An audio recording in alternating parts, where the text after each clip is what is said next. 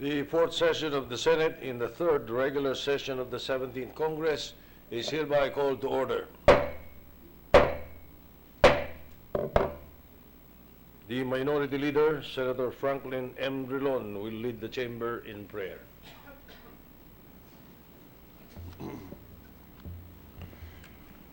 Let us put ourselves in the presence of the Lord. In the name of the Father, of the Son, of the Holy Spirit. Amen. God our Father, you are the source of every life and grace. We give thanks for the gift and the privilege of receiving your unconditional love every day. We humbly ask for strength, wisdom, and fortitude as we deal with the many issues and challenges that our nation is currently facing. Help us to become deserving of the position and power entrusted to us as elected officials of the land. Open our eyes so that we may clearly see our role in improving the lives of the Filipino people. Move our hearts so that we may feel the pain and sorrow of those who are suffering. Enlighten our minds so that we may always be wise and morally right in our judgments and decisions. Lord God, inspire us to be true servants of your will. Grant us courage and strong determination to continuously seek the higher interest of our beloved nation. We ask all this in your holy name. Amen. Amen. The Senate Choir will lead us in the singing of the Philippine National Anthem, and the group will also render a song entitled Lupang Hinirang.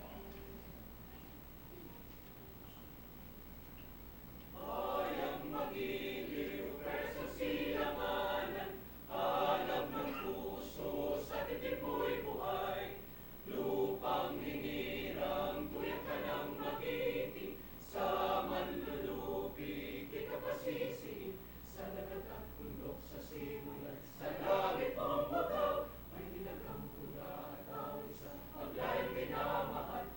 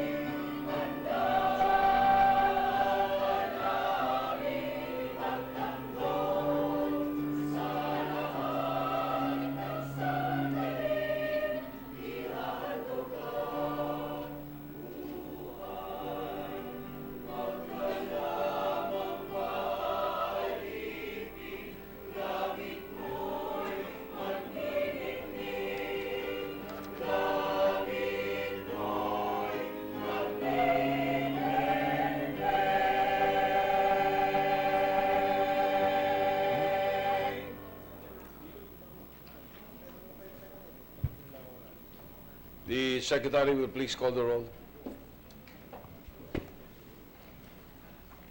Roll call of members. The Honorable Senators Angara, Aquino, Binay, De Lima, Drilon, Ejercito, Escudero, Gatchalian, Gordon, Onasan, Ontiveros, Lacson, Legarda, Pacquiao, Pangilinan, Pimentel, Poe, Recto, Trillanes, Villanueva, Villar, Zubiri, Senate President Soto III.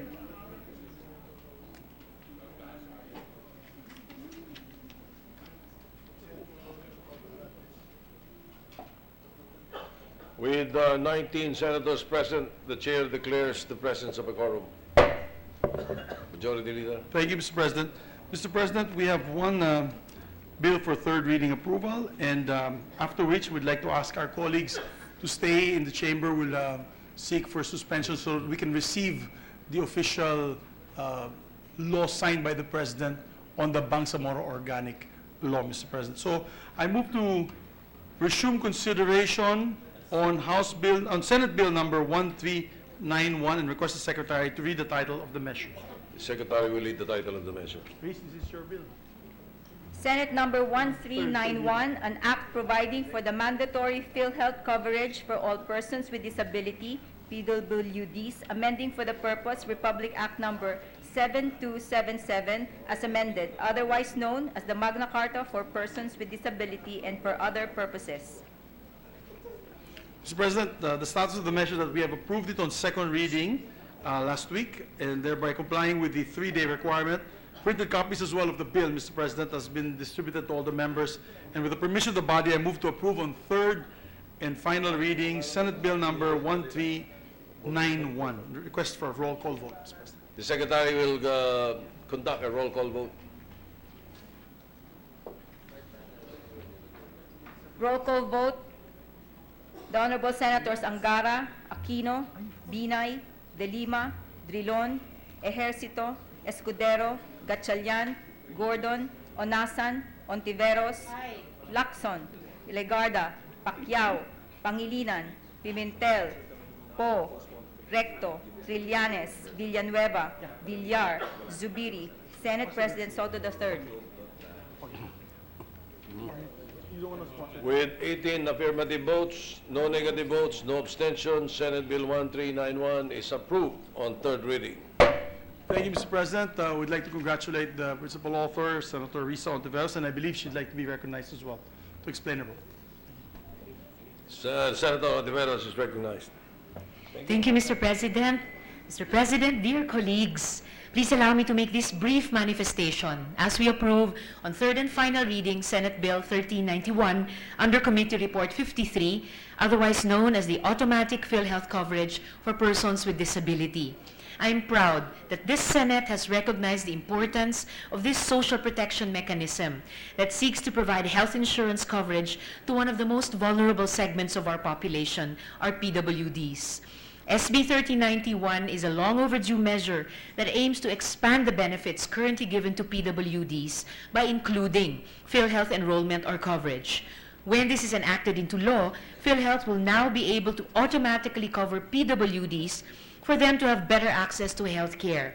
As we strive for universal health care through the leadership of Senate Health Committee Chair JV, this measure will help ensure that no one will be left behind. I thank all of the co-authors of this bill on automatic PhilHealth coverage for PWDs for standing up for the rights of our brothers and sisters who have less in life. Once enacted, our proposal will somehow ensure that they will have more in law. Marami pong salamat, Mr. President. Thank you. The Majority Leader. Thank you, Mr. President. We almost forgot to greet our very own Senator Cynthia Villar. A happy birthday, Mr. President. It is her birthday today, and she does not look a day over 30. But before Happy we birthday to Thank you, Mr. Senator Cynthia Villar. Before we suspend, Mr. President, to take up the issue on Bangsamoro Organic Law being transmitted from Malacanang to the Senate, we'd like to also greet the following members who are here, or the following people who are here today. We have in the gallery our former Senator and now Secretary Alan Peter Cayetano is with us today. Senator Cayetano, Secretary Alan Peter is And- acknowledged.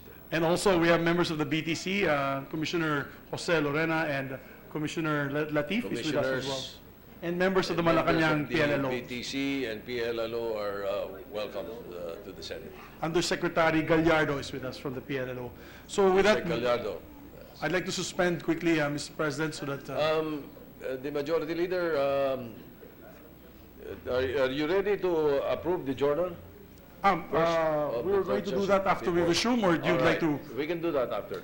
Okay, sir. So the session is suspended. Thank you, sir.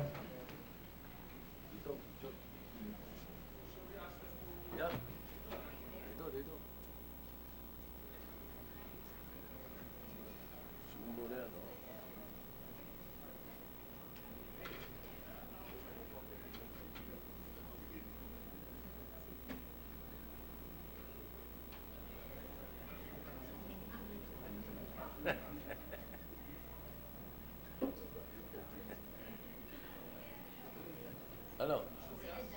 Diyan o dito? Ano gusto? Diyan na lang.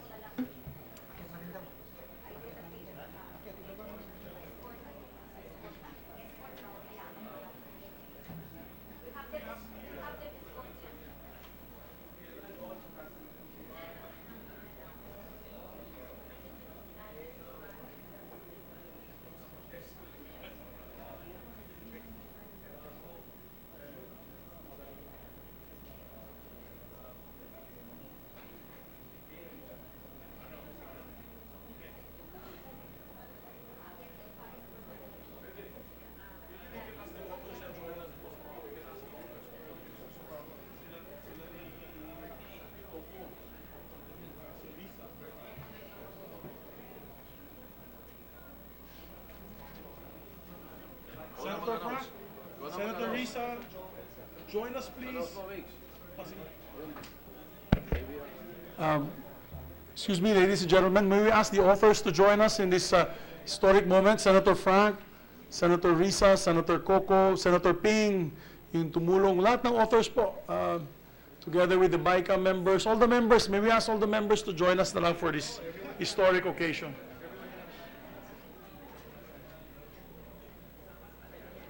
Senator Dick Gordon, yes sir. Kasi gawa din tayo ng Subic dyan sa Bangsamoro area.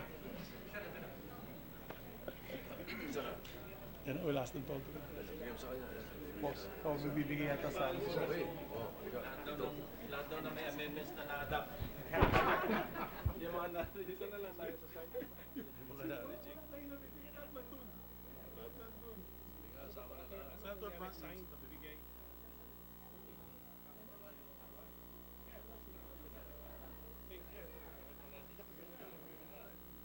Uy, good news guys, ha? The BIFF welcome this development. They're willing to join the peace talks. Galing, yung BIFF po, pumayag ka.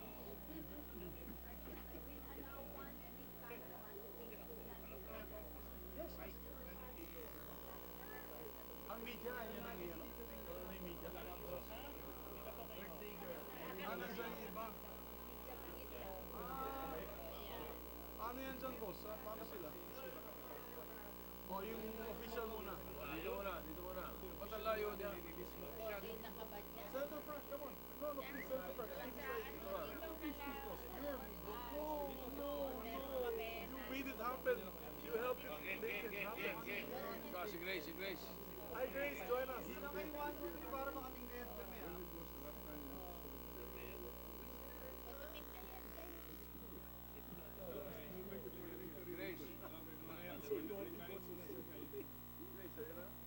Grace. Pumasok. Oo, okay.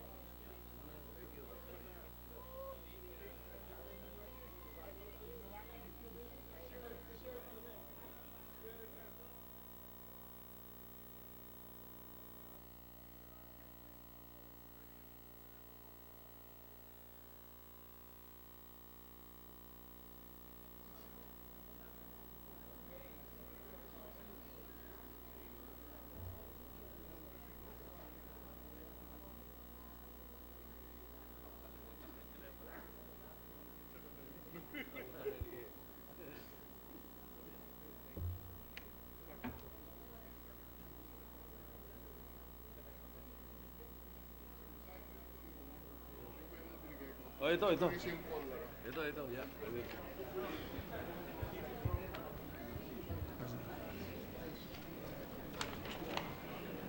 Congrats. And your bill too, PWD.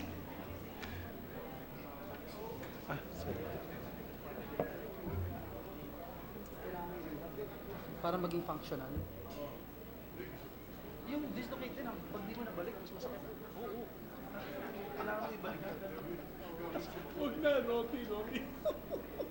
Session is resumed. Thank you, Mr. President. Majority Leader. Mr. President, I move that we dispense with the reading of the Journal of the Third Session, Wednesday, July 25. Consider the same as approved. I so move. Any objection? There being none, the motion is approved. Mr. President, I move that we proceed with the reference of business. The Secretary will proceed with the reference of business. Reference of business, message from the House of Representatives, letter from the House of Representatives informing the Senate that on the 23rd July 2018, it elected Representative Gloria Macapagal Arroyo as the Speaker of the House of Representatives. To the archives. Bills on first reading. Senate Number 1882 entitled An Act Increasing the Combat Duty Pay of All Officers and Enlisted Personnel of the Armed Forces of the Philippines AFP from the current value they are receiving to 25% of their base pay and providing funds therefore introduced by Senator Trillanes IV. To the archives. Senate Number 1883 entitled An Act Improving the Disclosure and Transparency of the Extractive Industries introduced by Senator Grace Poe. Referred to the Committees on Environment, Public Information, Mass Media, and Finance. Senate Number 1884 entitled An Act Institutionalizing Support Mechanisms on Matters of Student Discipline and Classroom Management for Teachers and Personnel in the Public School System introduced by Senator Grace Poe. To the Committees on Education, Women, and Gender Equality. Senate Number 1885 entitled An Act Enhancing Protection for Overseas Filipino Workers in the Custody of Government Officers' Employees, amending for this purpose Republic Act 8042, introduced by Senator Maria Lourdes Nancy S. Binay. Referred to the Committees on Labor and Foreign Relations. Senate Number 1886 entitled An Act Creating Programs for Incarcerated Parents and Their Children, introduced by Senator Maria Lourdes Nancy S. Binay. Referred to the Committees on Women, Justice, and Finance. Senate Number 1887 entitled An Act Establishing a Mandatory Crop Insurance Coverage for Small Farmers, Providing for a National Government Subsidy and for Other Purposes, introduced by Senator Joseph Victor Ejercito. Referred to the Committees on Agriculture, Government Corporations, and Finance. Senate Number 1889 entitled An Act Defining and Prohibiting Elder Abuse, Providing Penalties Therefore and for Other Purposes, introduced by Senator Risa Ontiveros. Referred to the Committees on Justice, Social Justice, and Finance. Resolutions. PS Resolution Number 800 entitled Resolution Directing the Senate Committees on Public Information and Mass Media and Public Order and Dangerous Drugs to conduct an inquiry in aid of legislation on the performance of the Presidential Task Force on Violence Against Media Workers in implementing its mandate under Administrative Order Number 1, Series 2016, in the light of reported high incidents of killings, violence, attacks, and threats towards media workers under the present administration, particularly the recent death of Mr. Joey Llana, a local journalist based in Daraga, Albay, last 20 July 2018, introduced by Senator Grace Poe. Referred to the Committees on Public Information and Public Order and Dangerous Drugs. PS Resolution Number 802 entitled Resolution Directing the Appropriate Senate Committee to Conduct an Inquiry in Aid of Legislation on the Status of the Philippine Steel Industry to assess its vital role in national development with the end in view of crafting legislation and policies that may help revitalize the steel industry in the country, introduced by Senator Joseph Victor Ejercito. Referred to the Committee on Trade. PS Resolution Number 803 entitled A Resolution Directing the Appropriate Senate Committees to Conduct an Inquiry in Aid of Legislation into the alleged violation of the Indigenous Peoples' Rights Act, IPRA, particularly the provision on the free, prior, and informed consent relative to the renewal of an Industrial Forest Management Agreement, IFMA, in Lake Cebu, South Cotabato, which resulted in the death of 8 Lumads, with the end in view of formulating possible amendments to the law to strengthen the protection of the rights of indigenous peoples, introduced by Senator Legarda. Referred to the Committee on Cultural Communities. PS Resolution Number 804 entitled Resolution Directing the Appropriate Senate Committee to Conduct an Inquiry in Aid of Legislation into the apparent underspending of the Sugar Regulatory Authority, SRA, of the Sugar Development Act Fund, SIDA, thereby depriving the sugar farmers and the industry a chance to compete in the world market, introduced by Senator Cynthia A. Villar. Referred to the Committee on Agriculture. Committee report number 400, prepared and submitted jointly by the Committees on Women, Children, Family Relations, and Gender Equality, Social Justice, Welfare and Rural Development, Health and Demography, and Finance on Senate number 1888 with Senators Maria Lourdes, Nancy S. Binay, and Risa Ontiveros as authors thereof, entitled An Act Providing for a National Policy in Preventing Teenage Pregnancies, Institutionalizing Social Protection for Teenage Parents, and Providing Funds Therefore, recommending its approval in substitution of Senate numbers 1154 and 1482, sponsor Senator Risa Ontiveros. Referred to the calendar for ordinary business. Majority Leader. President, may I move for additional reference of this? Yes, additional reference of business. Additional reference of business. Messages from the House of Representatives. Letter from the House of Representatives informing the Senate that on 29 May 2018, it designated Representatives Hofer, Gonzales Jr., and Cortuna as conferees to the Bicameral Conference Committee on the disagreeing provisions on disagreeing votes on House number 5780, entitled An Act Renaming the Don Honorio Ventura Technological State University in the Municipality of Bacolor, Province of Pampanga, as the Don Honorio Ventura State University, and expanding its curricular offerings, amending for the purpose Republic Act number 9832, entitled An Act Converting the Don Honorio Ventura College of Arts and Trades in the Municipality of Bacolor, Province of Pampanga, into a state university to be known as the Don Honorio Ventura Technological State University, and appropriating funds therefore. Referred to the Committee on Rules. Letter from the House of Representatives informing the Senate that on 29 May 2018, it designated Representatives Fariñas, Hofer, Escudero, Bravo, and Cortuna as conferees to the Bicameral Conference Committee on the disagreeing votes on House number 6203, entitled An Act Converting the Sorsogon State College in the Province of Sorsogon into a state university to be known as the Salvador H. Escudero III State University, and appropriating funds therefore. Referred to the Committee on Rules. Letter from the House of Representatives informing the Senate that on 29 May 2018, it designated Representatives Hofer, Abellanosa, and Cortuna as conferees to the Bicameral Conference Committee on the disagreeing votes on House number 6030, entitled An Act Integrating the Cebu City Mountain Extension Campus as a satellite campus of the Cebu Technological University, and appropriating funds therefore, amending for the purpose Republic Act number 9744, otherwise known as an Act Converting the Cebu State College of Science and Technology System in the city of Cebu and all its satellite campuses located in the province of Cebu into a state university to be known as the Cebu Technological University, CTU, and appropriating funds therefore. To the Committee on Rules.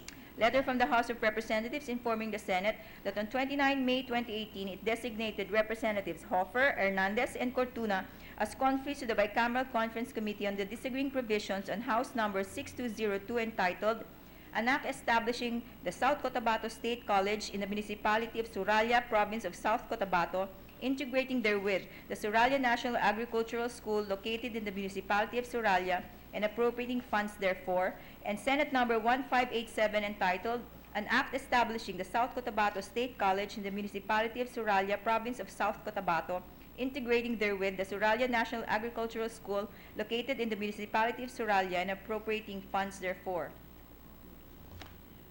To the Committee on Rules. Letter from the House of Representatives informing the Senate that on 30 May 2018, it designated Representatives Hofer, Waminal, and Cortuna as conferees to the Bicameral Conference Committee on the disagreeing votes on House Number 6465 entitled An Act Converting the Northwestern Mindanao State College of Science and Technology in the city of Tangug, Province of Misamis Occidental, into a state university to be known as the University of Northwestern Mindanao, UNM, and appropriating funds therefore. To the Committee on Rules. Letter from the House of Representatives informing the Senate that on 30 May 2018, it designated Representatives Hofer, Mercado, and Cortuna as conferees to the Bicameral Conference Committee on the disagreeing votes on House Number 6031 entitled An Act Mandating the Integration of the Maasin City College into the Southern Leyte State University, SLSU. To the Committee on Rules. Letter from the House of Representatives informing the Senate that on 30 May 2018, it designated Representatives Alvarez, Romualdo, Tugna, Tejada, Ferrer IV, and Garbin Jr. as conferees to the Bicameral Conference Committee on the disagreeing votes on House Number 6314 entitled An Act Granting Streamtech System Technologies, Inc., a franchise to construct, install, establish, operate, and maintain telecommunication systems throughout the Philippines. To the Committee on Rules. Letter from the House of Representatives informing the Senate that on 30 May 2018, it designated Representatives Alvarez, Romualdo, Tugna, Tejada, Ferrer IV, and Garbin Jr. as conferees to the Bicameral Conference Committee on the disagreeing votes on House Number 5635 entitled An Act Extending for Another 25 Years the franchise granted to Bright Star Broadcasting Network Corporation under Republic Act Number 7295 entitled An Act Granting the Bright Star Broadcasting Network Corporation a franchise to construct, install, operate, and maintain for commercial purposes radio and television broadcasting stations in the Philippines and for other purposes. To the Committee on Rules. Letter from the House of Representatives informing the Senate that on 30 May 2018, it designated Representatives Alvarez, Romualdo, Tugna, Tejada, Ferrer IV, and Garbin Jr. as conferees to the Bicameral Conference Committee on the disagreeing votes on House Number 5349 entitled An Act Renewing for Another 25 Years the franchise granted to Notre Dame Broadcasting Corporation under Republic Act Number 8109 entitled An Act Granting the Notre Dame Broadcasting Corporation a franchise to construct, install, operate, and maintain radio broadcasting stations in the Philippines for religious, educational, and cultural as well as for commercial purposes. To the Committee on Rules. Letter from the House of Representatives informing the Senate that on 29 May 2018, it designated Representatives Evardone, Yap, Waminal, Tejada, and Garbin Jr. as conferees to the Bicameral Conference Committee on the disagreeing provisions on House Number 6907 entitled An Act Strengthening the Legal Framework for the Creation, Perfection, Determination of Priority Rights, and Enforcement of Security Interests in Personal Property and the Establishment of a Notice Registry, and Senate Number 1459 entitled An Act Strengthening the Secured Transactions Legal Framework in the Philippines, which shall provide for the creation, perfection, determination of priority, establishment of a centralized notice registry, and enforcement of security interests in personal property and for other purposes. To the Archives. Letter from the House of Representatives informing the Senate that on 29 May 2018, it designated Representatives Umali, Nograles, Tugna, Hofer, and Garbin Jr. as conferees to the Bicameral Conference Committee on the disagreeing provisions of House Number 6578 entitled An Act Establishing a Retirement Benefit System in the Office of the Ombudsman, augmenting its employee benefits and appropriating funds therefore, and Senate Number 1762 entitled An Act Establishing a Retirement Benefit System in the Office of the Ombudsman, augmenting its employee benefits and appropriating funds therefore. To the archives. Letter from the House of Representatives informing the Senate that on 30 May 2018, it ratified the Conference Committee report on the disagreeing provisions of House Number 6221 entitled An Act Establishing the Filipino Identification System and Senate Number 1738 entitled An Act Establishing the Philippine Identification System. To the archives. Letter from the House of Representatives informing the Senate that on 30 May 2018, it ratified the Conference Committee report on the disagreeing provisions of House Number 6578 entitled An Act Establishing a Retirement Benefit System in the Office of the Ombudsman, augmenting its employee benefits and appropriating funds therefore, and Senate Number 1762 entitled An Act Establishing a Retirement Benefit System in the Office of the Ombudsman, augmenting its employee benefits and appropriating funds therefore. To the archives. Letter from the House of Representatives informing the Senate that on 30 May 2018, it ratified the Conference Committee report on the disagreeing provisions of House Number 6907 entitled An Act Strengthening the Legal Framework for the Creation, Perfection, Determination of Priority Rights, and Enforcement of Security Interests in Personal Property and the Establishment of a Notice Registry, and Senate Number 1459 entitled An Act Strengthening the Secured Transactions Legal Framework in the Philippines, which will provide for the creation, perfection, determination of priority, establishment of a centralized notice registry, and enforcement of security interests in personal property and for other purposes. To the archives. Bills on first reading. Senate Number 1890, entitled An Act Regulating the Registration, Licensure, and Practice of Quantity Surveying, providing funds therefore and for other related purposes, introduced by Senator Trillanes IV. Referred to the Committee on Civil Service and Finance. Senate Number 1891, entitled An Act Regulating and Modernizing the Practice of Medical Technology in the Philippines, providing funds therefore and for other related purposes, introduced by Senator Trillanes IV. Referred to the Committee on Civil Service and Committee on Finance. Senate Number 1892, entitled An Act Professionalizing the Practice of Audiology and creating for this purpose a professional regulatory board of audiology, appropriating funds therefore, upgrading audiologic education, integrating audiologists, and for other purposes, introduced by Senator Trillanes IV. Referred to the Committees on Civil Service and Finance. Resolutions. PS Resolution Number 805, entitled A Resolution Directing the Appropriate Senate Committee to conduct an inquiry in aid of legislation into the procurement of Mahindra vehicles by the Philippine National Police, introduced by Senator Aquilino Coco Pimentel III. Referred to the Committee on Accountability of Public Officers. PS Resolution Number 806, entitled Resolution Commemorating the 104th Founding Anniversary of the Iglesia ni Cristo, INC, recognizing its contribution to society and commending the leadership of Ka Eduardo V. Manalo, introduced by Senator Zubiri. Referred to the Committee on Rules. There is a second additional reference of business? Or are we done with it?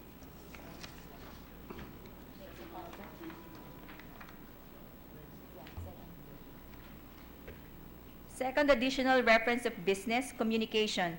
Letter from the Office of the President of the Philippines transmitting to the Senate 2 original copies of Republic Act Number 11054 entitled An Act Providing for the Organic Law of the Bangsamoro Autonomous Region in Muslim Mindanao, repealing for the purpose Republic Act Number 6734 entitled An Act Providing for an Organic Act for the Autonomous Region in Muslim Mindanao, as amended by Republic Act Number 9054, entitled An Act to Strengthen and Expand the Organic Act for the Autonomous Region in Muslim Mindanao, which was signed by President Rodrigo Roa Duterte. To the archives. Majority Leader.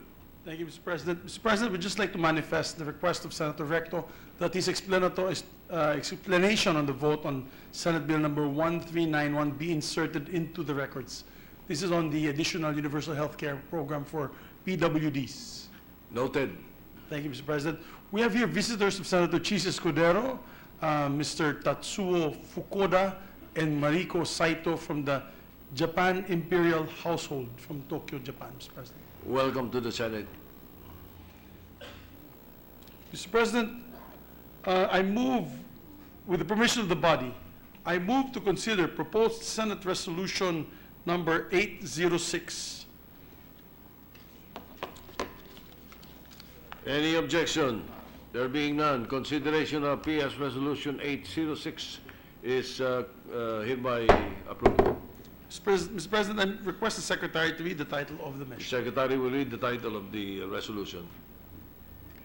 Senate Resolution Number 806, resolution commemorating the 104th founding anniversary of the Iglesia ni Cristo INC, recognizing its contribution to society and commending the leadership of Ka Eduardo V. Manalo.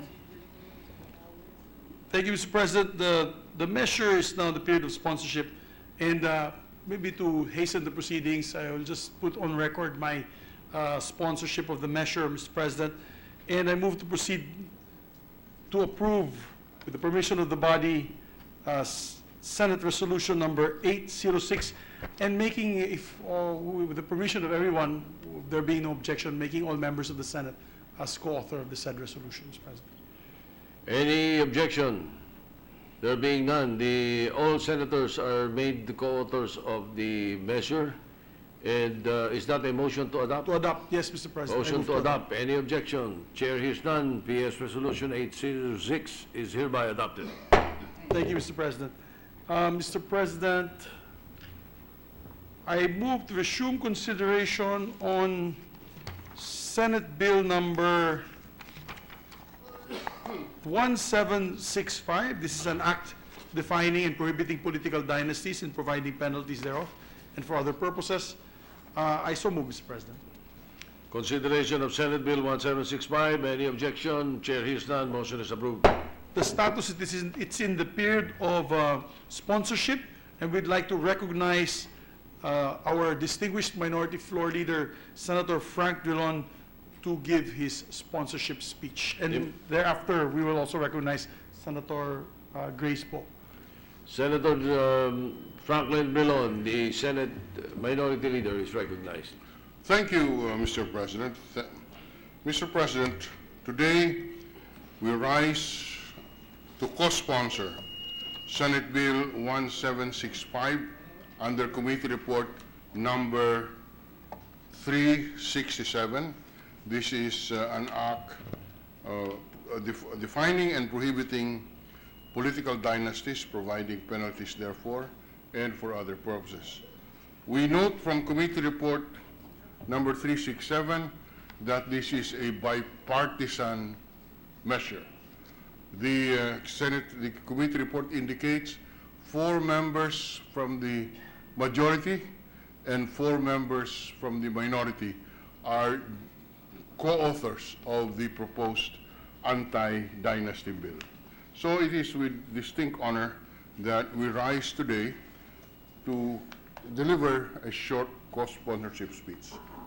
Mr. President, on July 4, 2016, barely 4 days after we opened the 17th Congress, this representation filed Senate Bill number 230, which was captioned an act prohibiting the establishment of political dynasties, which is among the measures which was considered by the Committee on Constitutional Amendments, by the Committee on Electoral Reforms, People's Participation, and the Committee on Constitutional Amendments and Revision of Codes and Laws when they reported out Senate Bill 1765. Mr. President, no less than the Constitution mandates the state to, quote, guarantee equal access to public service and prohibit political dynasties as may be defined by law. Such policy seeks to level the playing field in the political arena pursuant to the cornerstone of our country's governmental ideology, which is democracy. Apart from democratizing the election process, this constitutional safeguard ensures an unhampered economic progress in the country. A string of literature has shown a causal relationship between the dynastic concentration and the standard of living among the constituents. Research found dynastic concentration to have a significantly negative effect on the upliftment of local living standards, noting that the lack of real political competition leads to flawed policies. After almost 30 years or 31 years, this laudable intent of the constitutional framers unfortunately remains merely an intent as attempts to breathe life into this provision have remained unsuccessful. This bill thus this bill aims to implement the state policy against the establishment of political dynasty. Mr. President, we acknowledge that in the previous Congress, Senators J.V. Ejercito and the late Miriam Defensor Santiago filed similarly proposed measures. Mr. President,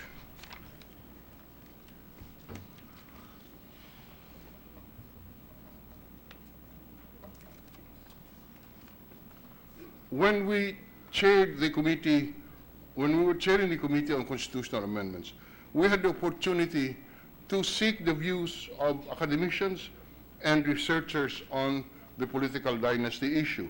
And we had the privilege of hearing the views of Dr. Jose Ramon Albert, a senior research fellow of the Philippine Institute for Development Studies, and Dean Ronald U. Mendoza, Doctor of Philosophy of the Ateneo School of Government.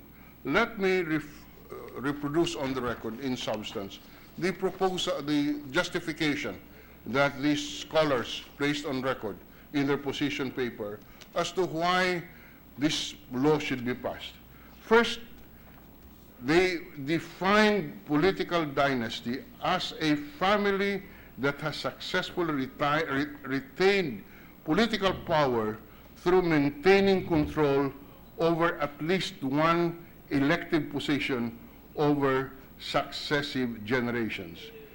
And they defined fat dynasties as one where there are many family members simultaneously occupying elective positions.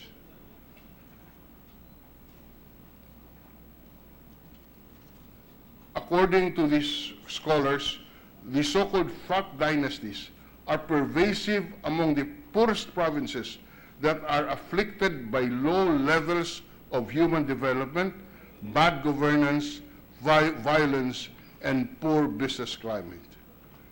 It is indeed asserted that dynasties by themselves are not evil. And we repeat that, Mr. President, dynasties by themselves are not evil. But there are unintended consequences, especially when the fat dynasties pervade politics. Within the context of public finance, political dynasties breed conflicts of interest and weaken accountability and auditing mechanisms that are supposed to police the behavior of public officials, especially in managing public resources. In cases where the provincial governor, the district representative, the municipal mayors are related, the flows of internal revenue allotment, the national budget insertions and appropriations, and locally generated revenues will be strongly influenced or controlled by a single family. We see that today, Mr. President. But the Philippines is not alone in grappling with the issue of prevalence of dynasties, Mr. President. Political dynasties can exist in any democracy, regardless of its structure, history, or level of economic development of the country. Legislators and parliamentarians are with dynastic links range from 6% in the United States to a high of 37 to 40% in the Philippines and Mexico. The regulation of political dynasties, therefore, is consistent with the aspirations in the country for a more inclusive society, a fairer and more competitive political process, and a more balanced and inclusive political development.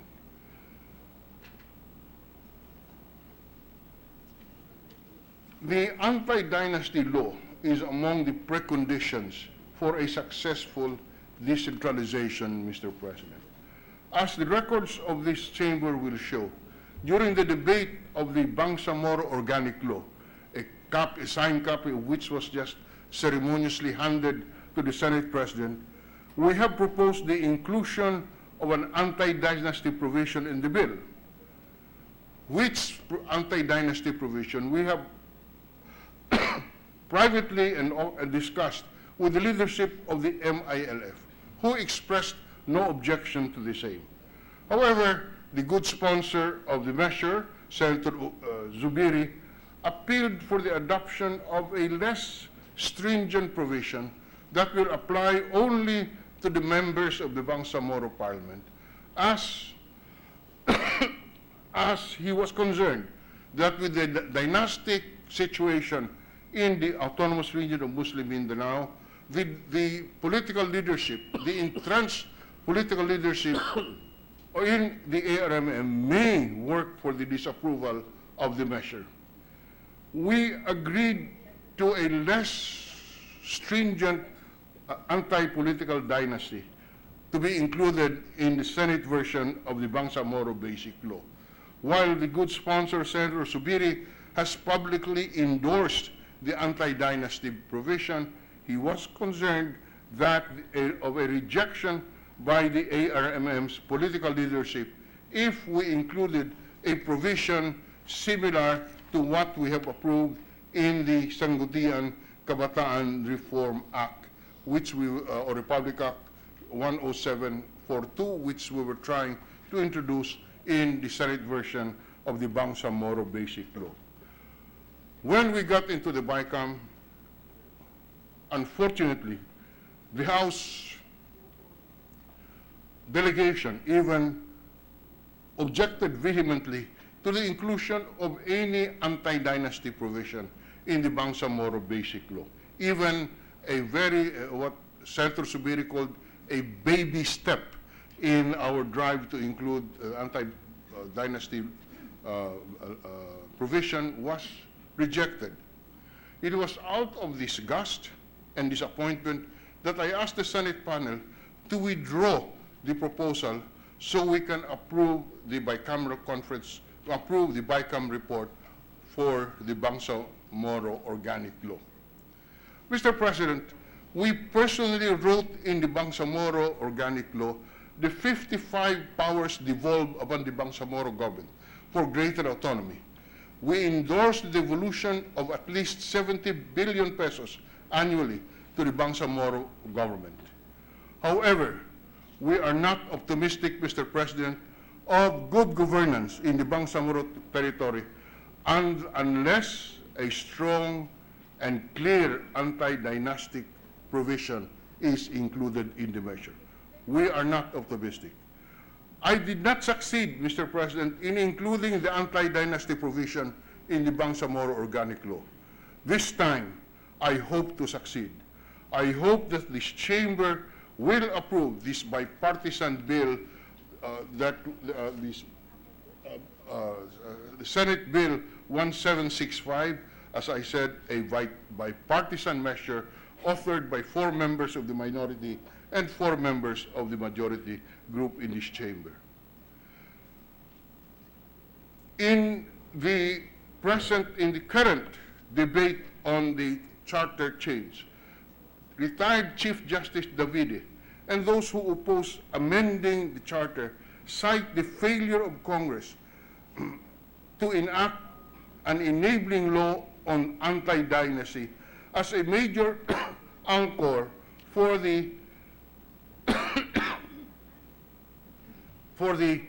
those who advocate for the charter change. In other words, those who are advocating for charter change cites the failure of Congress to enact an anti-dynasty law as a reason for amending the charter.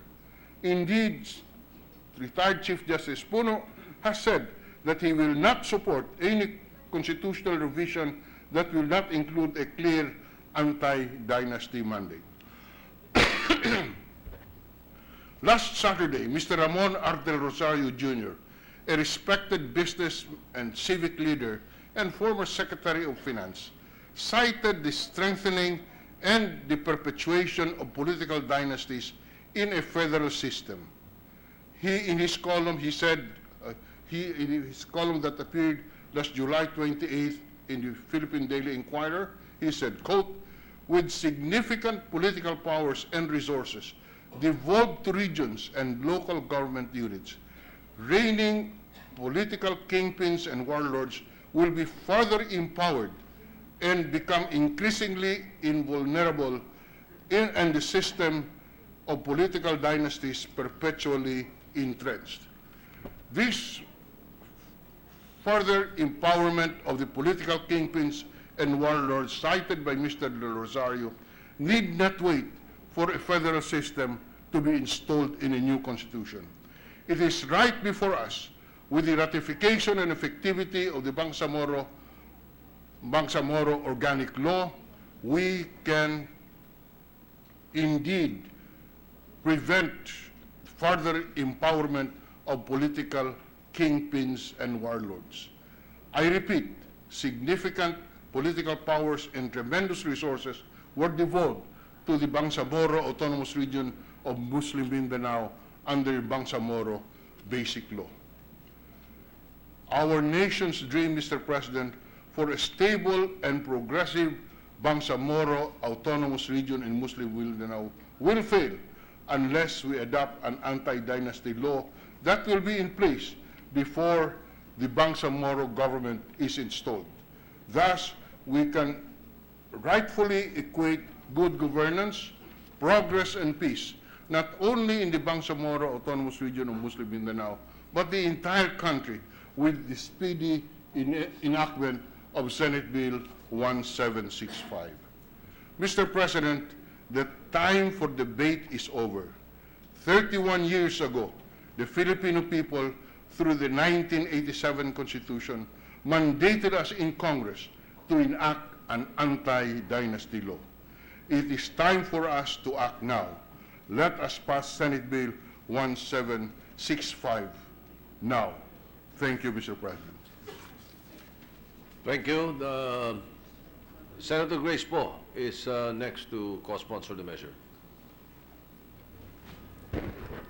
Magandang hapon po, Mr. President. I rise today to co-sponsor and show my full support for Senate Bill number 1765 under Committee Report number 367, or an act prohibiting political dynasties, providing penalties therefore and for other purposes. My Senate Bill number 1137 is integrated into and part of the consolidated bill. Mr. President, it is common knowledge that from the largest province to the smallest barangay, there is a political family that has entrenched itself by undergoing a rigodon of public office every few years. Our country has been called an anarchy of families. Pero sa totoo, I think politics in our country is more like a game of trip to Jerusalem. Si mayor makikipagpalit kay governor, si board member magiging congressman. And in doing so, the circle of available seats gets smaller every election cycle. This institutional design has unfortunate consequences. First, it leads to the concentration of decision-making powers in the hands of a few families. Sila-sila na lang ang nagdidesisyon.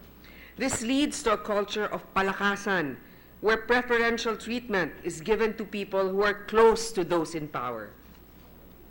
The net result is the degradation of public services and the underdevelopment of our country. Mr. President, hindi ko sinasabi na masama ang lahat ng political dynasties. Punong-puno ang ating kasaysayan ng mga apelyido ng mga Pilipino na nag-ambag sa ating bayan. Where would our country be without the leaderships of the Osmeñas, the Magsaysays, the Rectos, even the Sotos of generations past? These are good names to remember in public service. Let me state, however, that political dynasties constrict political and economic power in the hands of a few. This is a disservice to a country that is as geographically and culturally diverse as ours. How can a handful of families represent a country of 106 million Filipinos who speak 8 major dialects and who reside in 1,634 different cities and municipalities based on the DILG report? Higit pa, dahil sa mga political families, hindi nakakaupo sa gobyerno ang mga pinakamagaling at pinakamatalinong mga Pilipino. Maraming Pilipino ang gustong maglingkod pero hindi kaya dahil reserved na ang mga pwesto para sa kapatid, anak o asawa ng politiko. Mr. President, we have a choice today. We can stick to the status quo or we can take a step towards greater political and economic inclusion by immediately passing this measure. Maraming salamat po. Majority Leader. Thank you, Mr. President. Mr. President, to allow our colleagues to further study the measure, I move to suspend consideration of the said measure. Any objection? There being none, Senate Bill 1765's consideration is suspended. May I ask for a 1-minute suspension, Mr. President? Session is suspended.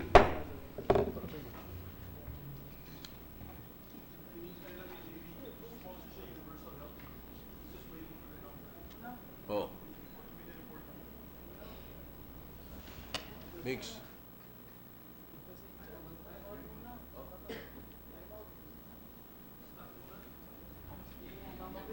Time out muna, babasahin pa eh. Yeah, take ko na yung number ko, yeah. You want to sponsor yours?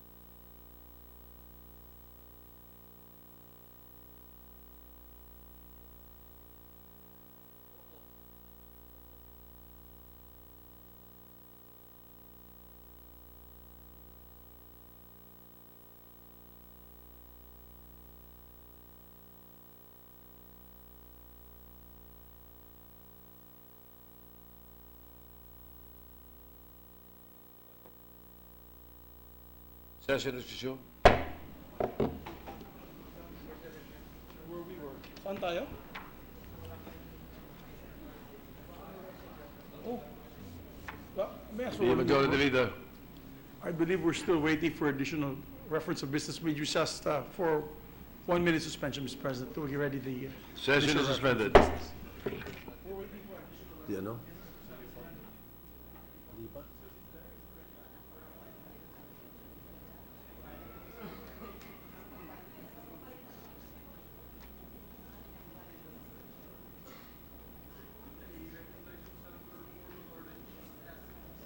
SSS. Bukasan na. Gusto mo, unahin na yun. Pwede naman ito bukas. Yeah, okay. Mahaba yung SSS. Mahaba yung SSS.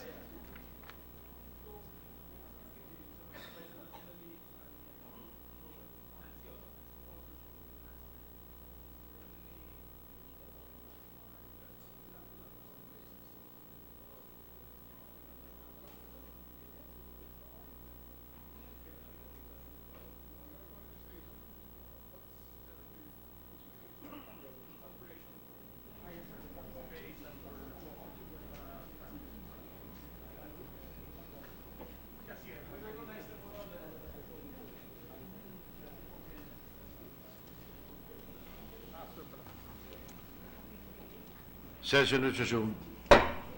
Thank you, Mr. President. Mr. President, I move that we reconsider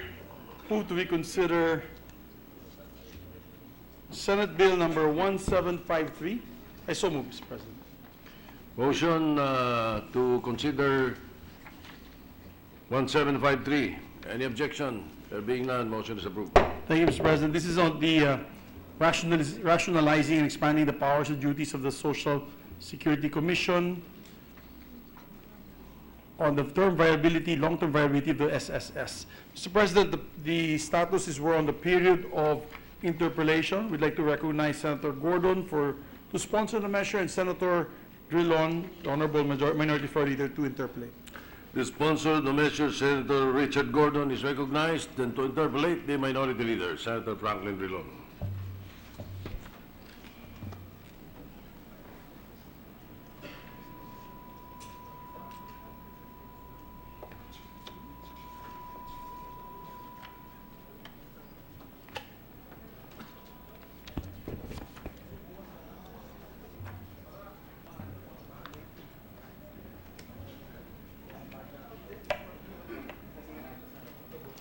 Ready, Your Honor. Mr. President, Yes. will the gentleman continue to yield the floor for clarificatory questions on the Social Security on this measure? The gentleman from comments and clarifications are always welcome by this representation, Your Honor. Thank you, Mr. President. Mr. President, the last time that this bill was on the floor, we suspended the period of interpolation with the issue of how effective can the bill be in terms of compulsory coverage on the overseas Filipino workers. We raised the concern about the inability to collect employers' contribution by the very nature of the circumstances of an overseas Filipino worker. And our agreement or our discussion of the floor was that the technical staff was going to come up with some provisions to cover the issues that we raised. May we know if the technical staff of the good sponsor has come up with some proposed provisions which we can examine today? Yes, Your Honor. The way to operationalize the SSS land-based compulsory coverage would be, number one, Your Honor, the proposal is to require SSS registration and one-time contribution of 550 pesos as part of the requirements for deployment. How much? 550 pesos.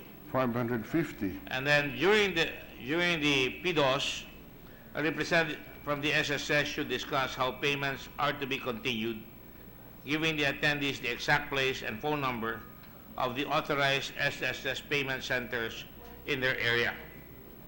And 3, provide several payment channels, assign a representative in the Philippines to remit SSS contributions as an OFW, pay directly at any collection partners abroad, or pay contributions via an auto-debit arrangement at the following banks: UCPB, BDO, BPI, Metrobank, PNB, Philippine Savings Bank, Development Bank of the Philippines, and First Consolidated Bank.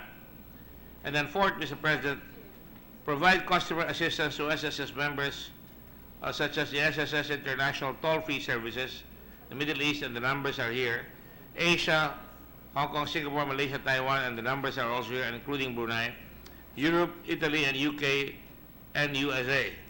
And continue with the policy of retroactive payments for OFWs applicable only within the same calendar year, Mr. President. Would the gentleman sponsor be kind enough to provide us with a written copy of this so that we can examine it more closely? Yes, of course, Your Honor. Again, with the end in view of trying to see how we can suggest systems that can make it effective. May we know, Mr. Good Sponsor, how was 550 pesos arrived at? That is based on a 5,000 peso monthly salary, Mr. President, times 11%, Your Honor, contribution rate. 9 to 11% contribution rate on the 11%, assumption that the monthly salary is 5,000. 5,000 pesos. That's roughly $100 a month. Yeah. At $100 a month, that's 5,300 pesos, and 550 is roughly 9 to 11%. That's correct, Your Honor. All right. Now, so this is just an employee's contribution for 1 year. Yes, Your Honor. After 1 year, what happens? No, Because actually, it's as a we 1 know- month contribution, Your Honor, and the 1 year comes in, What? the 1 month comes in, Your Honor, after, if they fail to pay, they have until January of the following year to pay retroactively, Your Honor. They're allowed to pay retroactively. Again, sir, can I have, okay, I assume the 550 pesos will be part of the recruitment fee. Yes, Your Honor, that All will be right. the placement before they go. Yeah, a recruitment fee. It's about And a $10. recruitment fee is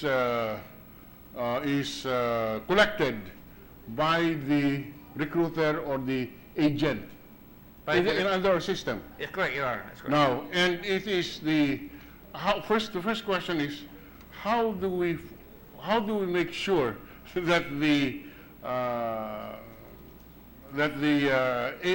recruiting agent remits to the SSS?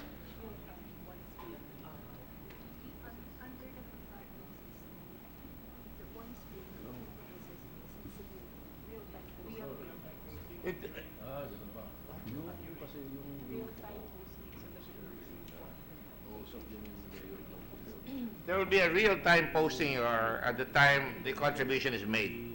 There will be a real-time posting. real-time posting. Yes, Your Honor. It will be, excuse our ignorance, Mr. Sponsor, but how does that work? The member will receive a text message, Your Honor, upon the posting The member will, of the payment of $550 or $10. for $10. From where? From the SSS? From the From the SSS. system. Yes, Your Honor. And that assumes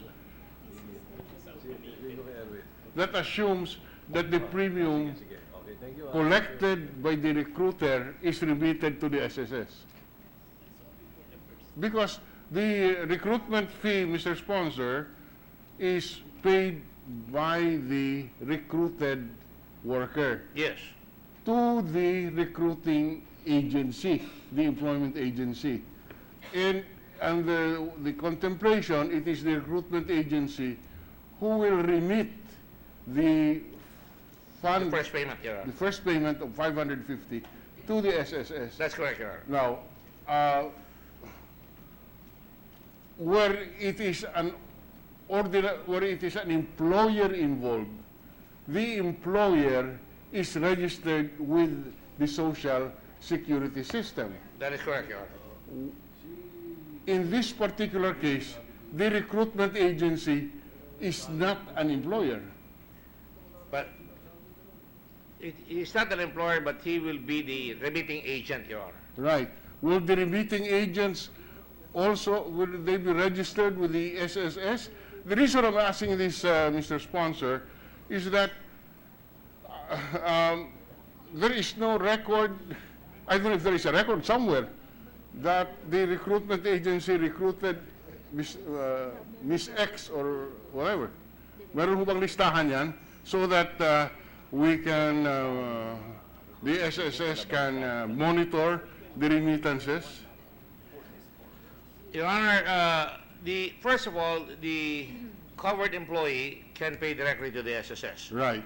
Second, if he does that, it is being proposed now, coming from the president of the SSS himself, that they will have a registered list of recruitment agents, Your Honor. They would have From POEA, from POEA. from POA. All right. Now,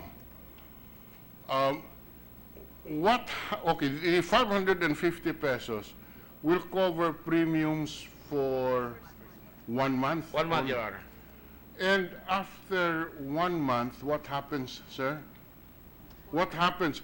How does the employee continue to remit and continue to be a member?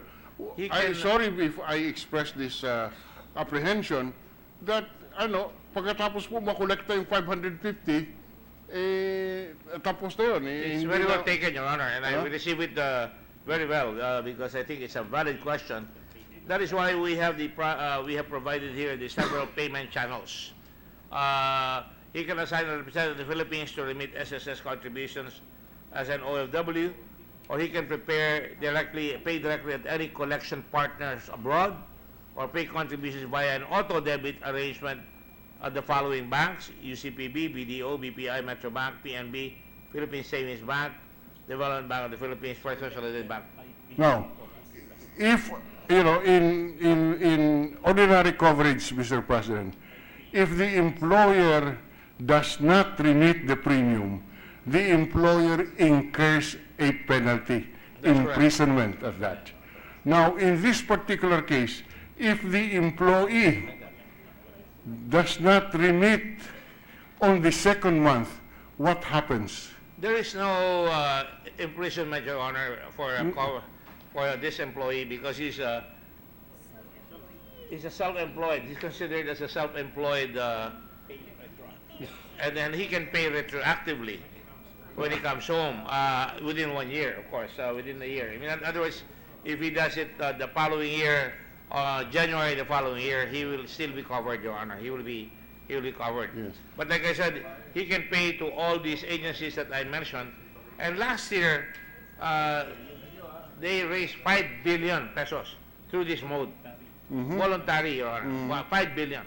Yeah, the And then collection, yes. from all the people that I've spoken with, when I go abroad, they are very enthusiastic about this. So of course, unless they get into some sort of a jam where they will not be able to pay, well, the last resort will be to pay retroactively without losing some of the benefits that they have that will accrue to them, Your Honor. Of course, the good sponsor understood where I was coming from, na baka po naman kukolektahin lang natin pagkatapos by the very circumstances of the situation, kakalimutan na yung 550 and magiging additional income lang without any effort to maintain the membership, especially if it's voluntary, and therefore the benefits are forgotten. But anyway, that's a matter for the covered worker to consider. The SSS, Your Honor, has 23 foreign offices situated in the top destinations of OFWs, where 87% of the employed OFWs are working. So there are 23 foreign officers situated in those destinations, where 87% of deployed OFWs are working, Your Honor. Which countries are these, sir, if I may ask? Saudi Arabia, practically all Middle Eastern countries, Your Honor, and I'll give you the list in a little while. Hong Kong, Macau, Taipei, Kaohsiung, Brunei, Singapore, Kuala Lumpur. In the Middle East, Riyadh, Kuwait, Abu Dhabi, Dubai, Doha, Bahrain, Oman, Jordan. In the Americas, Toronto, Calgary, and San Francisco. In Europe, Rome and Milan and London, Your Honor. Okay. Now, of course, the other issue that I have in mind, or that comes to mind, is the matter of the domestic helpers. There are, in Hong Kong, for example, that you have mentioned, there are about 180,000, if my memory serves me right. I thought they were using 300,000, but I think it's gone down to 180,000. Okay, so probably 300,000. Yeah. These are all domestic helpers. And if there are 300 domestic workers, there are 300,000 employers. I assume that is a figure, that is a situation which will be which will present a difficulty insofar as compelling the employer to register. But they are self-employed, Your Honor. Yes, I know, they're self-employed. But one of the objectives of this bill Is to have an agreement. is to have an agreement to cover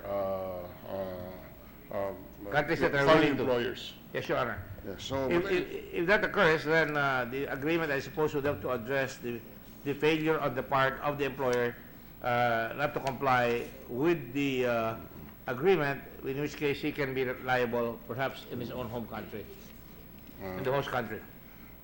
yeah. Nasaan yung portion on sea-based and land-based?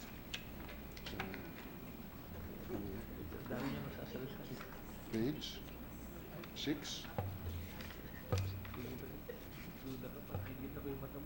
Page 6. Okay. Yeah, yes.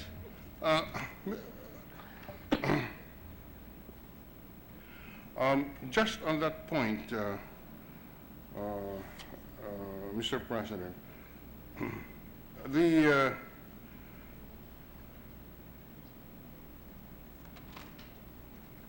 on page 6 of the measure, of the proposed measure, on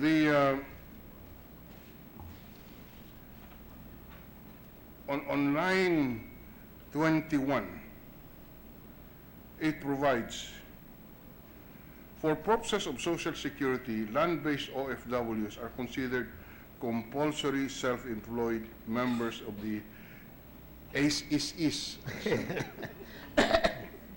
It's good to hear the voice of the late boy there.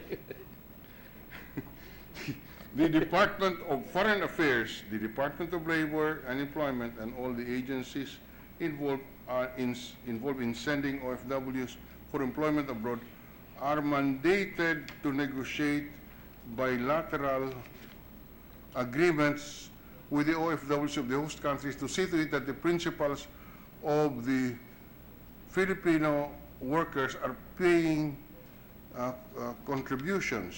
Now, first of all,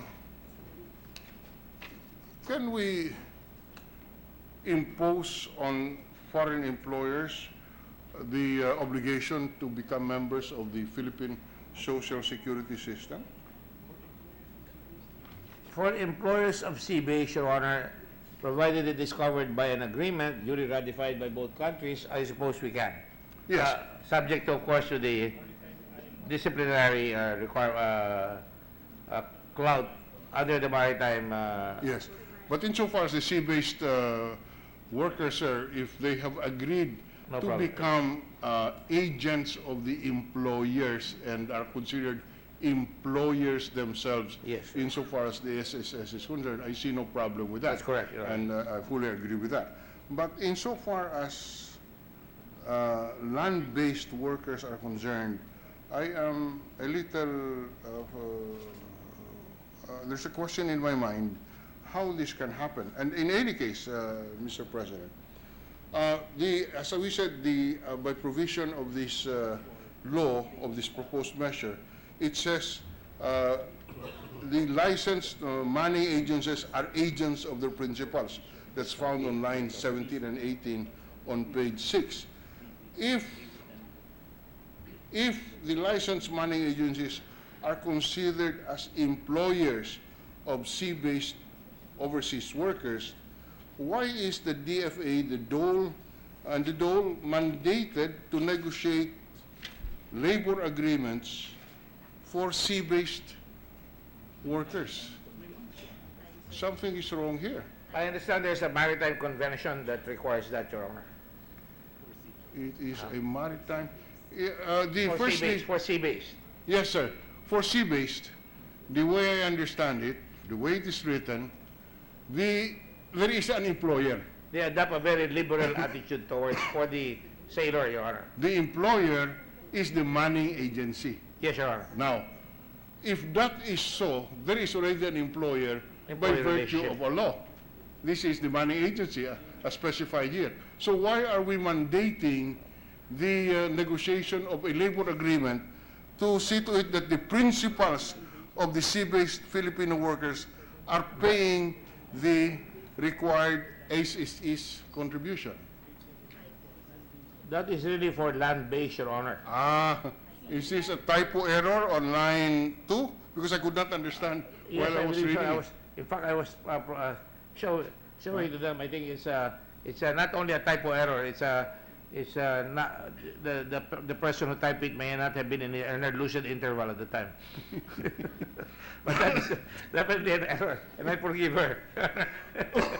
But it applies really to land-based, Your Honor. So on page 7, line 2, the word sea-based should be land-based. Land-based, Your Honor. That makes it, that gives it, that makes it more sensible than the way That's it's correct, written Your now. Honor. Very present. I pointed it out when you were questioning it, Your Honor. Yeah. I just didn't want to embarrass my girl here.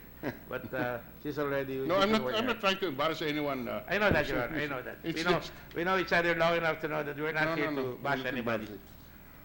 Now, oh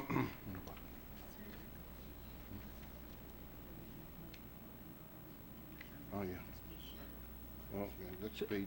Suffice it to say, Your Honor, that when you have this law requiring our foreign affairs office to try and be more militant insofar as trying to get agreements, the very fact that now we have a compulsory provision in our law might allow them to have more leverage, more teeth, if you will, in their arguments, Your Honor. Especially since there are other countries, they may be small at the moment, 13 countries. Maybe that might start the ball rolling insofar as land-based contracts are concerned.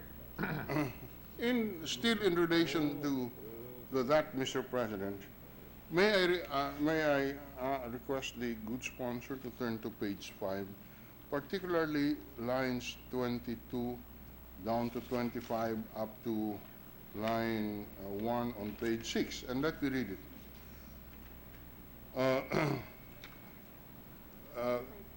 Letter J on line 15, letter J, employment. Any service performed by an employee for his employer, except, in other words, these are any service performed is covered except letter number 4 or line 22 says service performed in the employ of a foreign government or international organization or their wholly owned subsidiary, provided that this exemption notwithstanding, any foreign government, organization, or their wholly owned instrumentality employing workers in the Philippines or employing workers or Filipino outside the Philippines shall enter into an agreement with the Philippine government for the inclusion of such employees in the SSS. Does this mean compulsory coverage? The insertion of the word shall on page 6, line 1. This means compulsory coverage for employees of foreign government, Filipino employees of foreign government or international organizations of their wholly owned subsidiary, employing Filipinos outside the Philippines. It's just in the Philippines, Your Honor, and I think this particularly applies to foreign embassies, Your Honor, legations, Well, sir, international organizations, and the like. okay. Suppose, let's give a specific example. Say WHO Yeah. employees in the Philippines, they employ Filipino employees abroad. Huh? They are an international organization, employing Filipinos outside the Philippines. And then shall enter into agreement with the Philippine government. It would really apply only for those working in the Philippines, Your Honor. Doesn't say so, sir.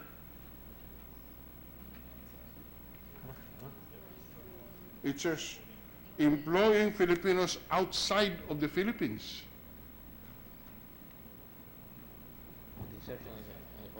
So a WHO who hires a Filipino worker in a foreign country is obliged to enter into an agreement with the Philippine government for the inclusion of such employees in the SSS.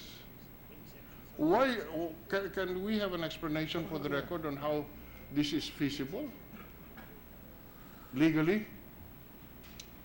Can I have 30 seconds, Your Honor? Yes, yes, Because I'm confused by the answer being given. yes, yes, please. Session is When is suspended. suspension?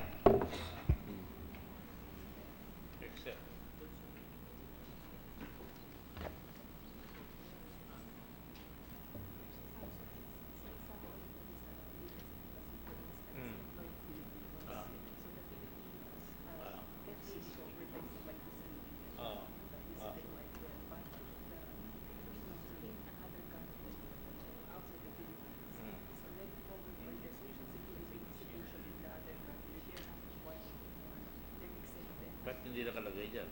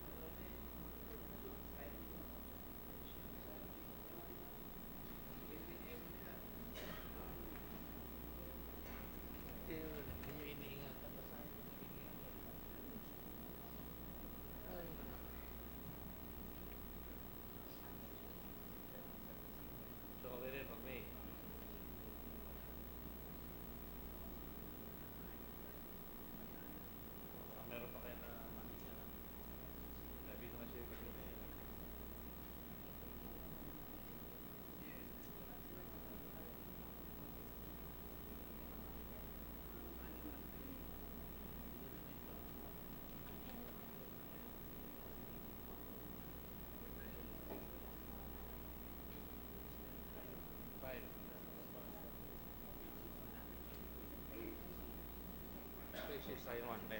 It shall be.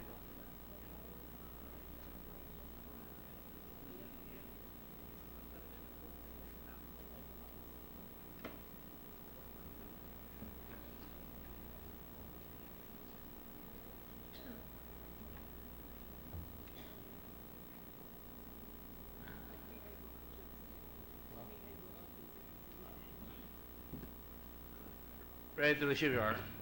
Session is resumed. So do we have the answer now? Yes, Your Honor. Again, the eagle eye of the gentleman from Panay is paid of great dividends, and actually, Your Honor, that word "shall" in the first sentence of line 1 on page 6 should really be "may." Oh, okay. It is a major error. And, we take full responsibility for it. Even I overlooked it. We never discussed that, but somebody put "shall." So I was really upset with it, quite frankly. But anyway, it really should read "may" enter into an agreement. Yes, all right. Yeah. I hate having to eat Sir, the "shall" is inserted as an amendment, or "may." Without the amendment, either "shall" or "may," what does it presently provide? I could not figure. It's presently writes "may." Huh? It may. The law itself right now Is "may." says "may," and we deleted "may" and replace it with "shall." Shall, Your Honor. Well, I apologize, Your no, Honor. no. I think it is more than a Typo typographical error. error. It's a very glaring error, Your Honor.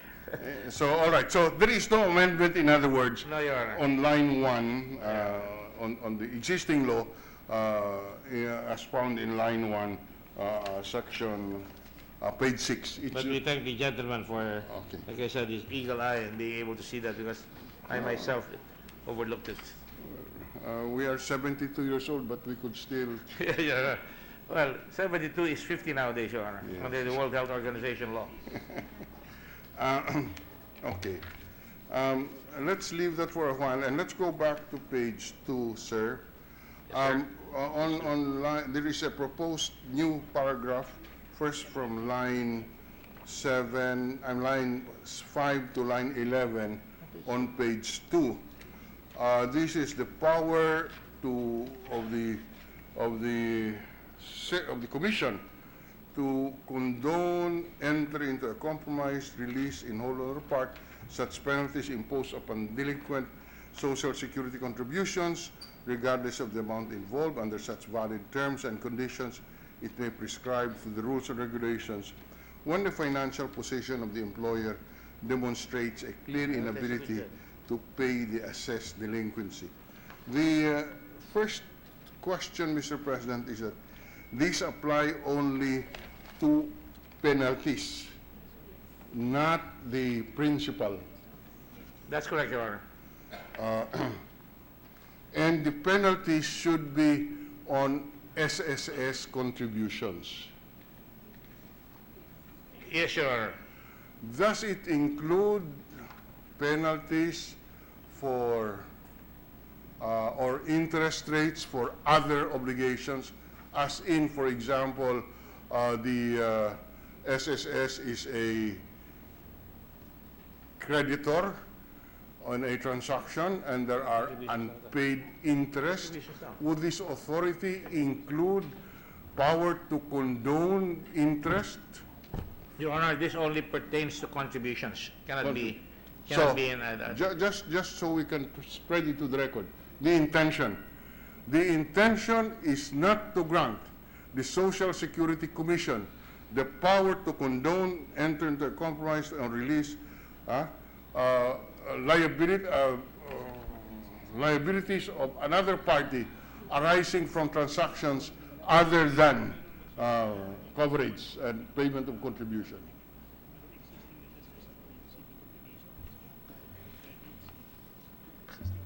In the present law, Your Honor, it's already existing, but only upon approval of the Office of the President.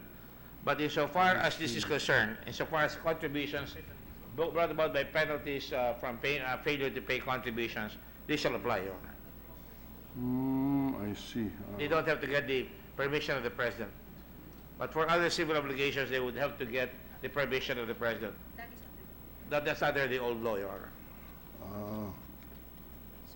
I see. Yes, that is,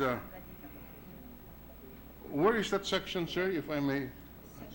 Section 6, Your Honor, of the old law says to compromise or release in whole or in part any interest, penalty, or any civil liability to SSS in connection with the investments authorized under Section 26 Okay. hereof. Yes, thank you very much, Mr. President. But just to go back on that, on the amendments, there is the only ground for the condonation of any penalty arising from contributions is that the only ground is inability to pay. Well, Your Honor, Or is there any other ground, sir? there will be other grounds, Your Honor. Okay, And if what- I may, such as arising from economic crisis, serious business losses or financial reverses, or resulting from natural calamity or man-made disaster without fault on the part of the employer. Where is that, sir? I didn't find that. This will be a committee amendment, Your Honor. Oh, okay. So we spotted that. Well, I have serious reservations about the broad authority granted because you cannot blame this representation, Mr. President, if we start become suspicious and given the very broad authority, a lot of things can happen in terms of... we anticipated the prescience of mind of the distinguished gentleman from Panay, and we corrected it already. So in an amendment later on, we will introduce this, Your Honor. Yes, I hope that the good sponsor can take a second look at this proposed committee amendment because this representation has very serious concerns about such broad grant of authority to compromise, other liabilities. Yes, Your Honor. We don't want the pendulum to swing to the other side. That's correct, yes. And we want to be sure that they are canalized under bounds. Yes. Because that will not keep it that from we do overflowing. not trust the commissioners, but we also should not tempt them by granting them so much authority to compromise, and we could only expose it later on as being an unbridled exercise of that power. We would prefer that we be a little bit more strict in granting this authority because, Mr. President, we must remember that this is not funds of government. We keep repeating that. This is a trust fund. That is correct. Owned by the workers and by the employers. And therefore, that fiduciary duty is of a higher plane than an ordinary father of a family, patres de familia, as we know in law. This is a duty imposed on a higher level because of the fiduciary nature of the relationship. So I hope that the good sponsor can review the proposed amendments before it is introduced as a committee amendment. Yes, sir. This is in fact why we're reviewing and reviewing based on the remarks made by the gentleman. Because in fact, I use the word good father of a family. In fact, sometimes I would say extraordinary diligence. Because it's precisely the nature of savings, hard-earned savings, and this is not money owned by the government. It is owned by the beneficiaries or by the hard-earned sweat of the worker, Your Honor.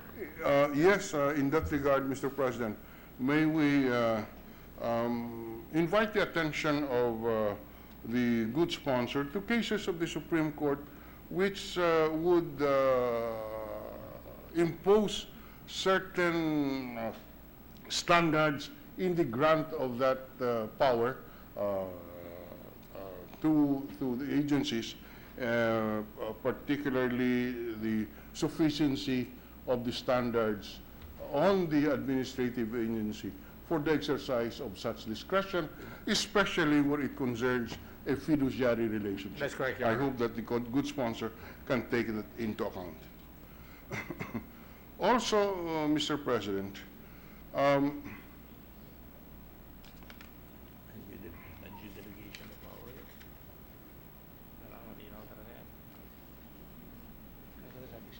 No.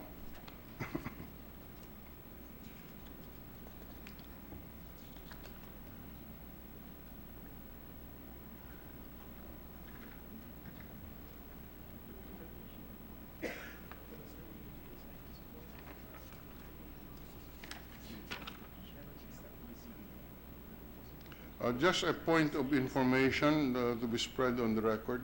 On page 3, line 7, the power is to develop and administer a separate and special social security program for voluntary self-employed and other members with unique economic, social, and geographic situations as determined by the Commission, provided that the special program may have different contribution, pension, and benefit schemes, which must be fair and equitable, actuarially sound and viable, designed to address the needs and circumstances of voluntary and self-employed and other members, provided the special program enjoys same legal privileges as regular social security programs. Now, is this provision designed for, say, overseas Filipino workers or no? It talks about the authority of the Social Security Commission to develop and administer a separate and social security program for voluntary self-employed and other members. Is this with reference to the OFWs?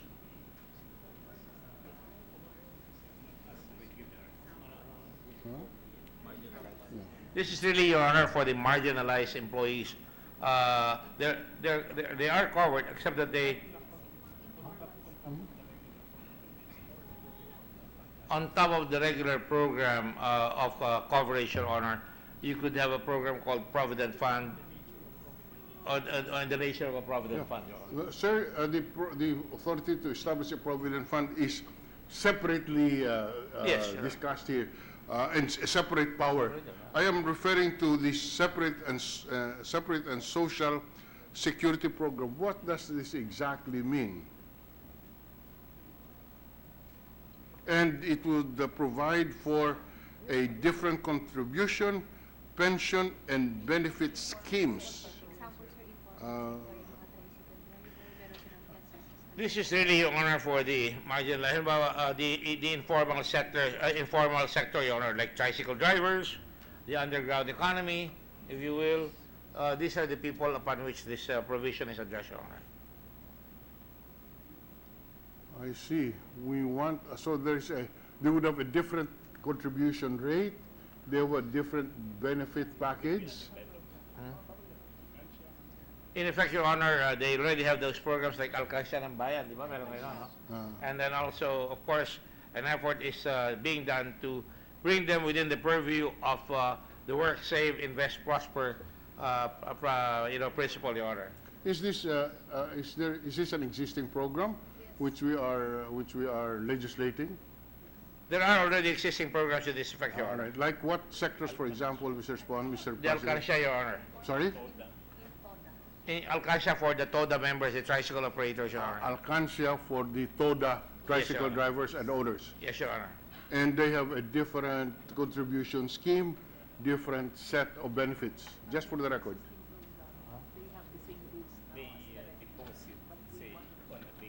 They deposit on a daily basis, Your Honor. And then they have parang the Alkansya, and at the end of the month, they get the until they're able to accumulate the sufficient amount to be covered. It's really kind of stretching back for the little people so that they could be embraced by the system. Okay, we really have no objection to this. We just want to understand what this is. So this is a separate special fund, I know. no? So this includes ambulant vendors, market vendors, tricycle drivers, yung mga, and the collection, there are three models, Your Honor: the Tricycle Operators Driver Association, TODA, and the Community-Based Association. 146 organizations are covered. Inter-Barangay Association, for example, of San Simon, Pampanga, and then market ambulant vendors, 130 organizations in Narvacan, Ilocos Sur, Kidapawan, market vendors, and Cotabato, Takurung Market Vendors Association. So, And- Mr. President, apparently this is already an existing program. Yes, Your Honor. That's what And I it said. can be done under the present, it's being done under the present charter. This is an attempt to try to formalize it. Not an attempt, but a desire to formalize it, Your Honor. Sorry, but Because obviously the next question is, if it is already done under the existing charter, why do we have to? no, it's not in the existing charter, Your Honor. It's being done right now. Correct, it's being done But under we just the want to law, formalize it. under the law unamended. Yes, Your Honor. In other words, they have already exercised the power, the power to establish a separate and special social security program Yeah, for yeah. the marginalized, for the tricycle drivers. So the question is, if they are able to do this without this amendment, why do you have to amend it?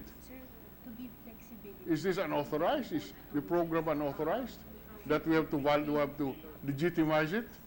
We are just trying to tailor fit it in accordance with the current capability of the poor to be able to contribute. In a way, we're trying to cast a wider net so that they would come and believe, and this would have legal imprimatur. So that they will be credible. Yeah, so that's why I'm just asking for the record.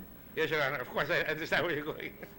The smile of the sponsor indicates his agreement with what I'm saying. If it can be done under the present system Yes. without amendment, we are doing this in order just to legitimize or to put on record what they're already I doing. could not have put it any better, Your Honor, so that I'm hearing 5 different speakers here at the same time. So can we have a 1-minute suspension just so you can get the correct answer for the record? 1-minute suspension, Mr. Session is President. suspended.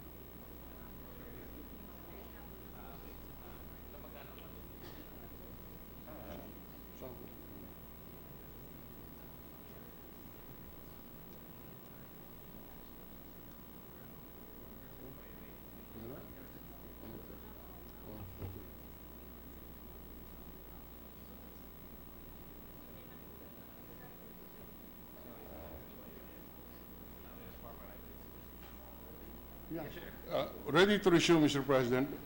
Session is resumed. Before the good sponsor can respond, the reason I'm raising this is because from my limited understanding, the member employees and the employers, there's a definite monthly salary credit, there is a definite monthly contribution, and from the way I understood the good sponsor before the break, this provision would cover the marginalized sector who would contribute something and then until they're capable of becoming regular members. Is that so? That's why we're raising this question, Mr. President. Your Honor, I believe the effort here is to try to create a new kind of program for the marginalized and formalize it. We cannot lower the contribution for such people, but we are going to try and get a program for those who cannot really attain easily what is being done right now for the regular people who have jobs, Your Honor. So the lowest rate will be undertaken for them, Your Honor, like 3.6%. Right now, that's the lowest for a worker. Employee share, Your Honor, employee share. 3.6% as the whose share? Employee share, Your Honor. Employee share. Yes, Your Honor. And the employer share, for example, in the case of TODA, is there an employer share? They provide the entire amount, Your Honor. The tricycle driver is a voluntary member who provides for the Employer and employee. employer and employee contribution, That's correct. and that totals 3.6%. 11%. Huh? It will be 11%. Ah, the totals 11%. Yes. What is the 3.6%, sir? That is the share of the employee, as if they're employees, Your Honor. Instead of one-third, two-thirds, Your Honor. And this is a system ongoing right now. Yes, Your Honor, it is. And may I know for the record, The success how rate? is this justified in the face of the rate of contribution specified under the law or under the rules? How do we justify this?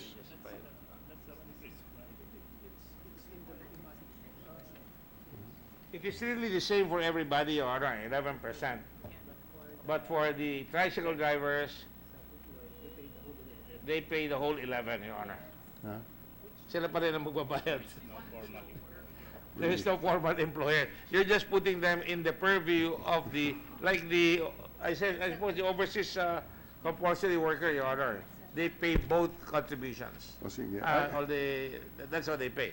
I'll just request, I will not tarry further, but can I request the technical staff of the good sponsor to give us a narrative story of what presently is this set up, and give us the justification under existing laws, how this is justified,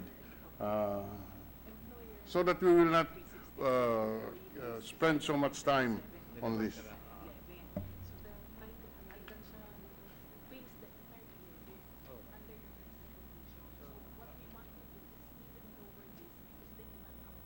You're not saying that. You're not saying that. 1 minute suspension. 1 minute please. suspension. Session is suspended.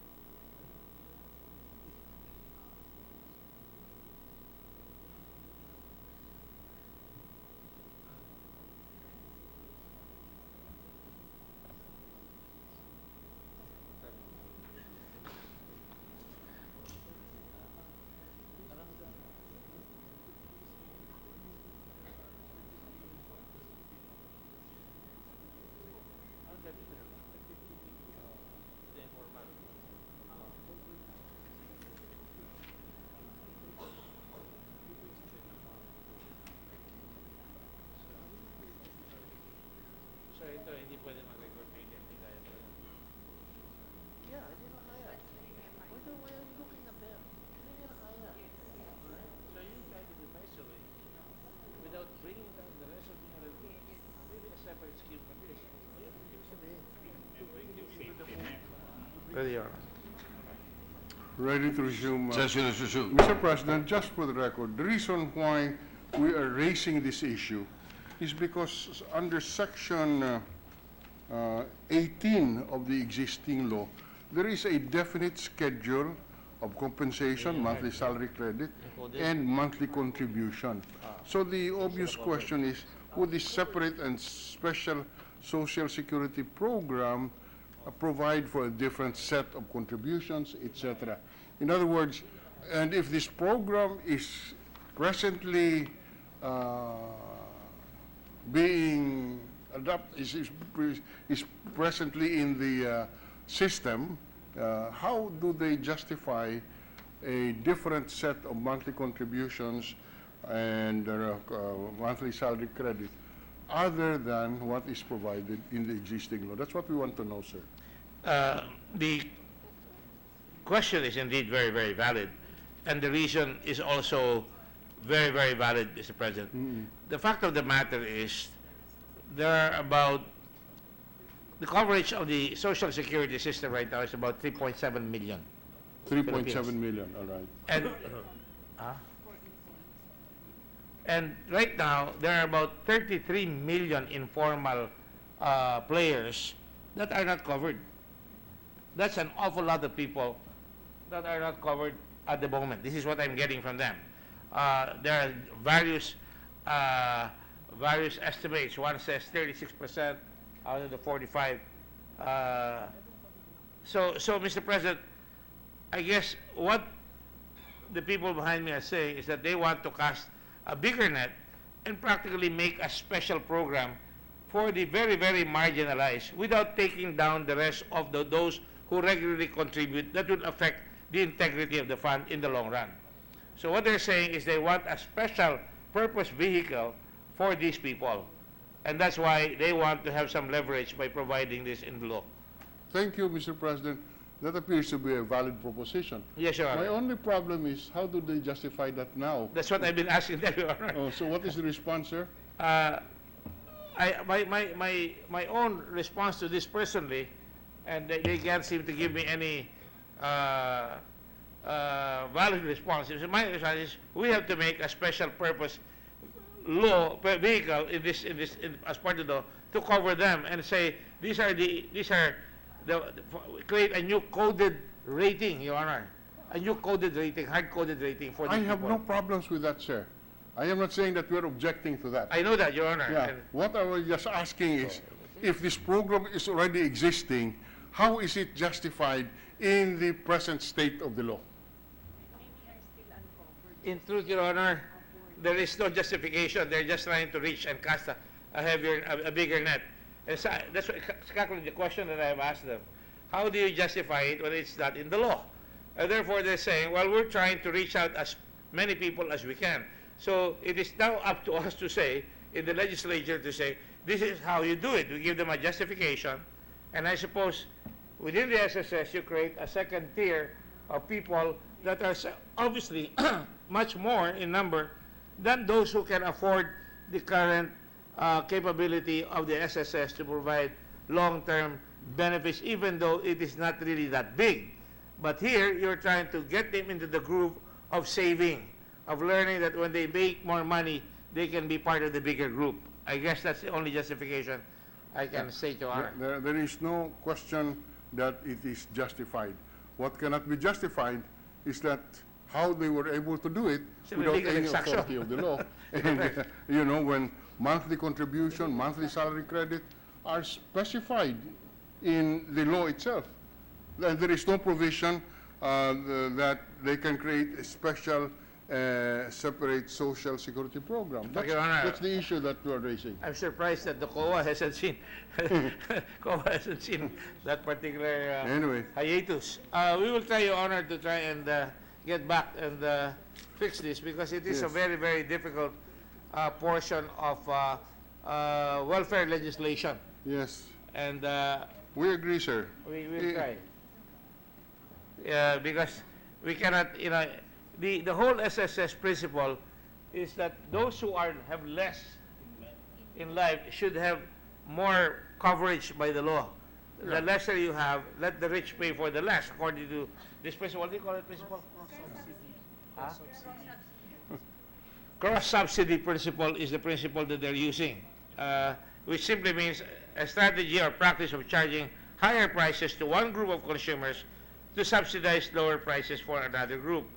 The rich subsidizes the poor, the young subsidizes the old and elderly, the healthy subsidizes the weak. Well, In other countries, telecommunications, electricity tariffs, and postal schemes are also subsidized. But this is a matter of Social Security, Your Honor. And that is why it is kind of ticklish to just come in. And I agree with you, they cannot exact just like that without benefit of a law that justifies it, Your Honor. not only that, sir, when they mention cross-subsidy, the minimum wage earners will also be burdened with the cross-subsidy, and a minimum salaried wage earner would need as much social security protection as the non-salaried tricycle driver. So that issue of cross-subsidy is also very sensitive, and I hope that the poor, the marginalized, not self-employed, but salaried workers will also not raise a howl that hirap na nga sila, mag-cross-subsidy pa rin sila dun sa ibang miyembro na wala naman po sa batas yan. So I would strongly suggest that we be very careful about this. As the good sponsor said, good that COA has not looked into this. I also didn't know this until the debates today. Your Honor, actually, it works this way. The average benefit to contribution ratio of SSS pensioners, and I'm really shocked by this, of course. I mean, I read this the first time and I was already, really caught my attention. For every 1 peso contribution of each member under the present system, he receives an average of 332 pesos benefit. On the other hand, the highest one gets about, the one that is on the 16,000 level, receives 5.3 times, Your Honor. So that is the way the system has worked. And apparently, the minimum wage earner will now get back a lot from his peso, although they were talking about very, very small numbers. It really is, it speaks about the kind of economic situation we have at the moment. But I don't know if it's something that is acceptable. The fact is they do get 332 pesos more for every peso that the very, very poor among the contributors are getting, Your Honor.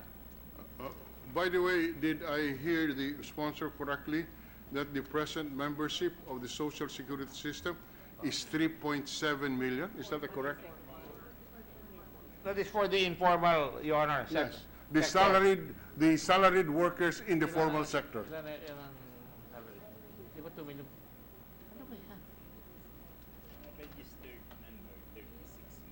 The registered members are 36 billion, Your Honor. Yes.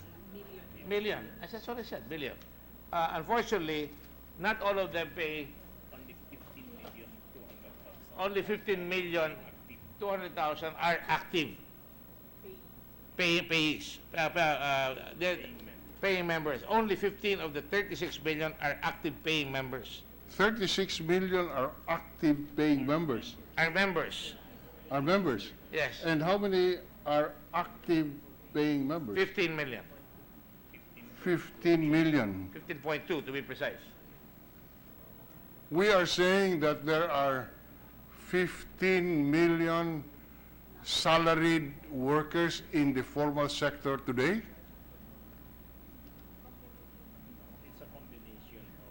It's a combination of informal and informal, Your Honor. In 36 million. Formal and informal, di ba? Oh. Huh? I thought that we're talking about 33 million in the informal sector, total, in the labor force, there are 33 million in the informal sector.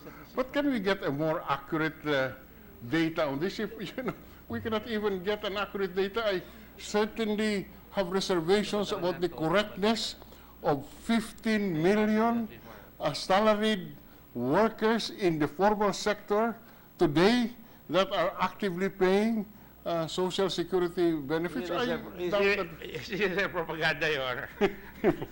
I move that we delete propaganda, ikaw naman, Dico. No. I'm just saying. Oh, sige. Okay, I'm just kidding. I know. They are saying, ano yan? Here, the employees, registered members are 26,136,000 as of December 2017.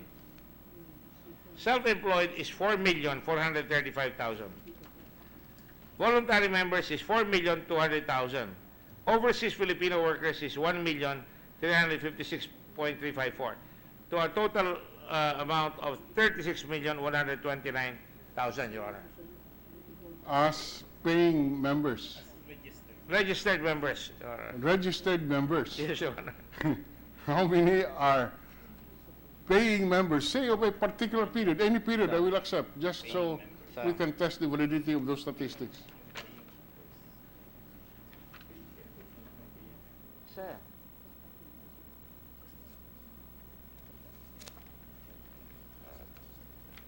That's why I agree with you, Your Honor. We have to have board members who are really qualified to be board members. Yes. These questions can be asked if you have qualified board members there. Right now, Your Honor, paying members from the employees of 26 million, they have 11.21 million paying. Self-employed, 1.14 million are paying out of the 4.4 million. And for the voluntary, 4.2 million are registered, but only 2.36 million are paying. And for overseas Filipinos, out of the 364 million, about 580,000 or 580,000 are paying. So in sum, out of the 36 million registered, you're talking about 15.29 million paying. Paying. Yes, Your Honor. Sige. So it's not a very, very efficient system that is operating right now. Okay. And we really have our work cut out for us. Can we have a copy of that Yes, Your Honor. narrative, Mr. President? No. Sige. It's already 6:07. Can we have for 1 minute suspension? 1 minute suspension. Session is suspended.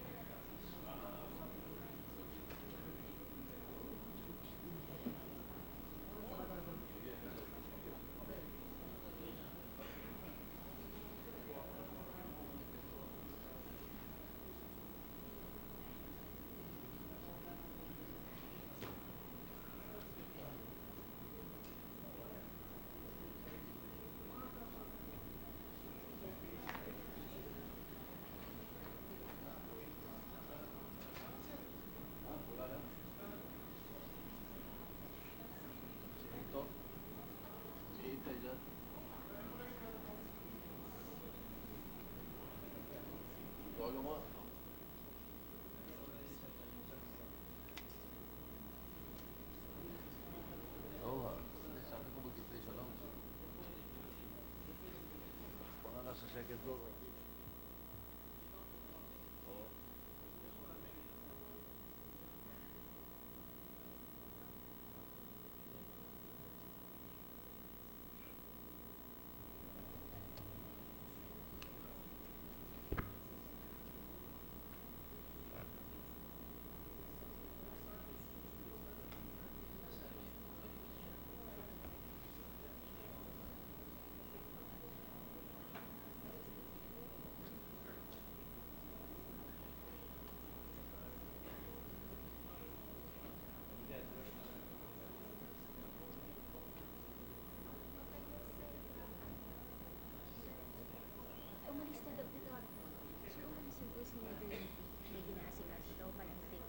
Sino yung magpapapicture?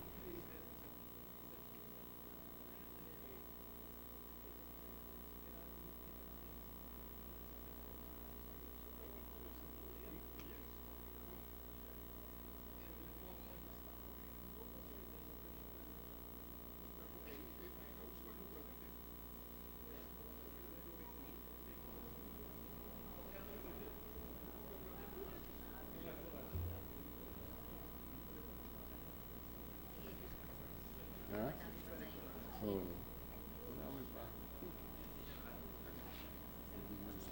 Suspend na tayo tapos sa...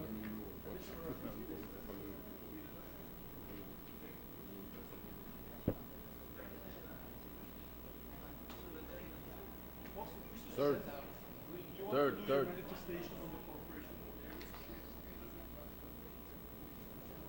Okay.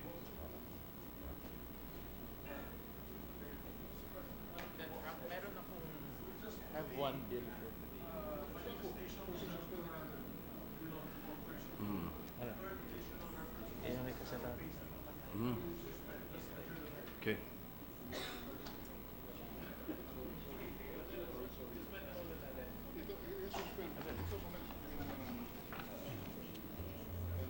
Sino ang senador? Lagyan niyo. Your Honor, The session is resumed.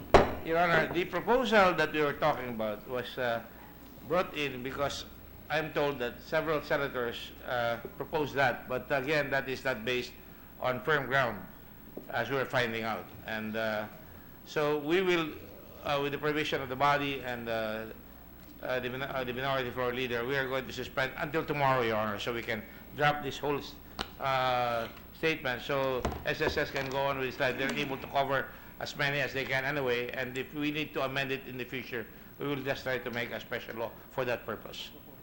A special proposal. Thank you, Your Honor. Thank you. What is the pleasure of the body? Majority Mr. President, we move to suspend consideration of Senate Bill number 1753 to act on this measure again tomorrow. Any objection?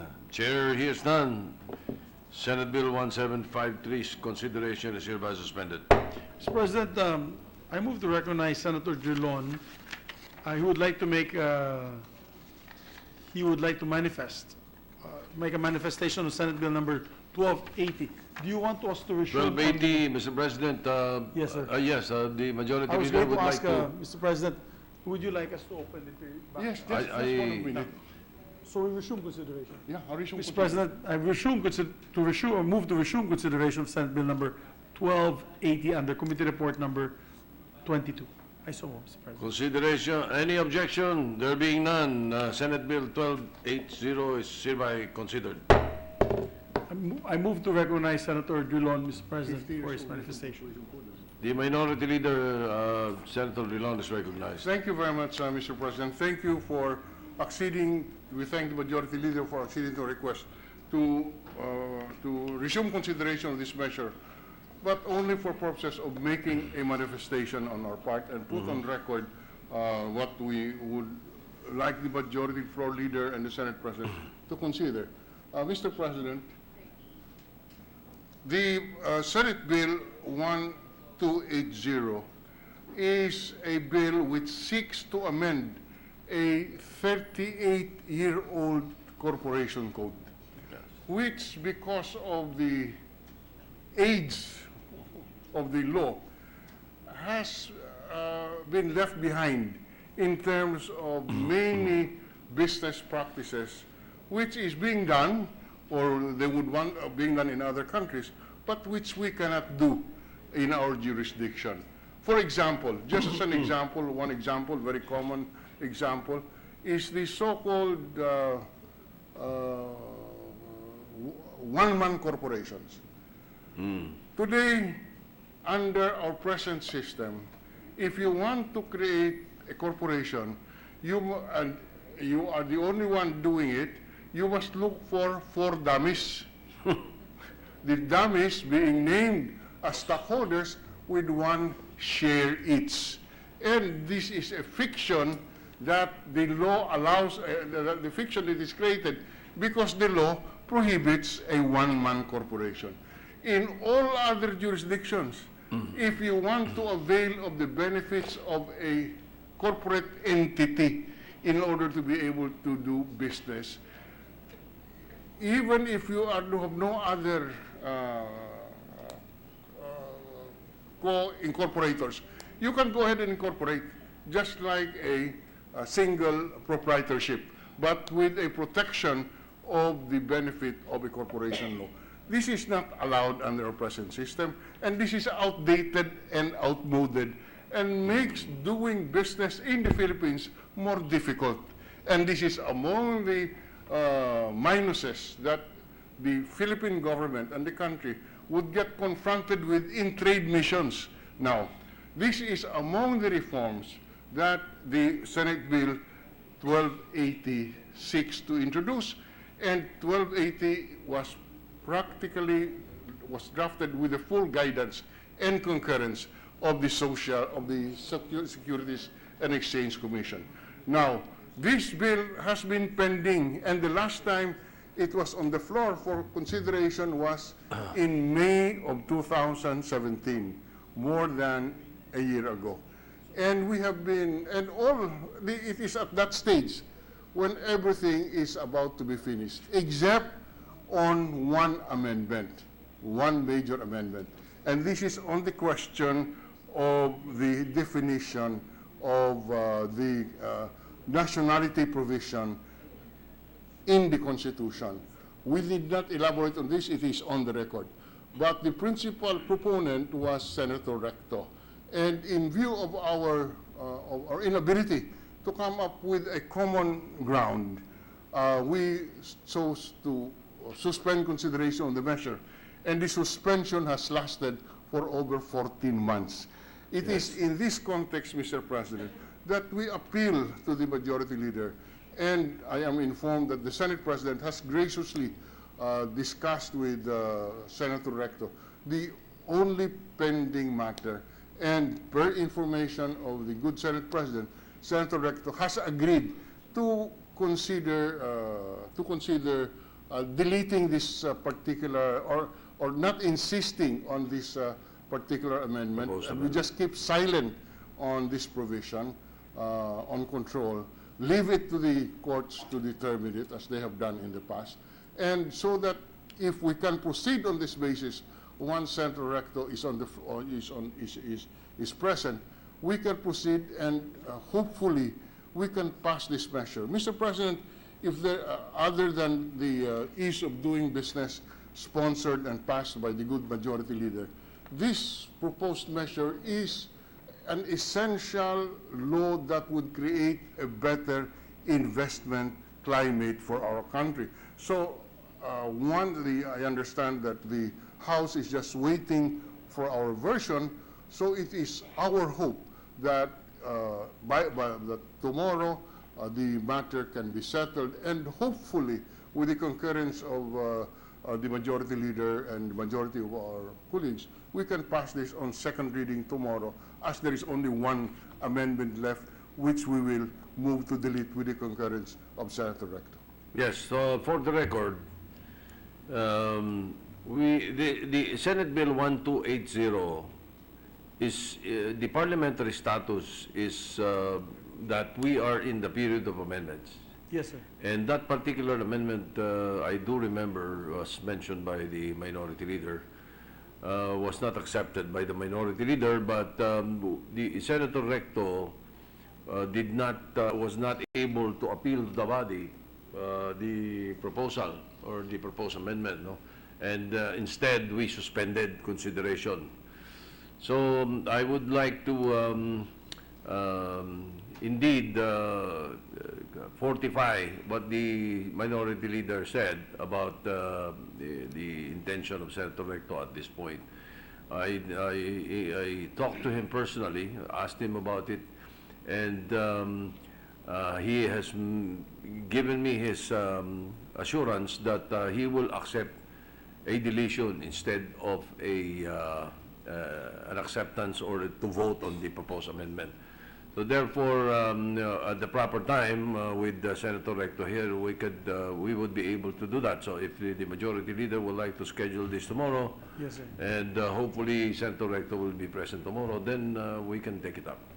Thank you, Mr. President. And with that, Mr. President, may I move that we suspend consideration of the measure and to be Yes. taken up again in our session tomorrow. Yeah, Any prior to obje- the suspension, Mr. President, I have to also put on record, indeed, these are one of the measures that will strengthen ease of doing business in the country.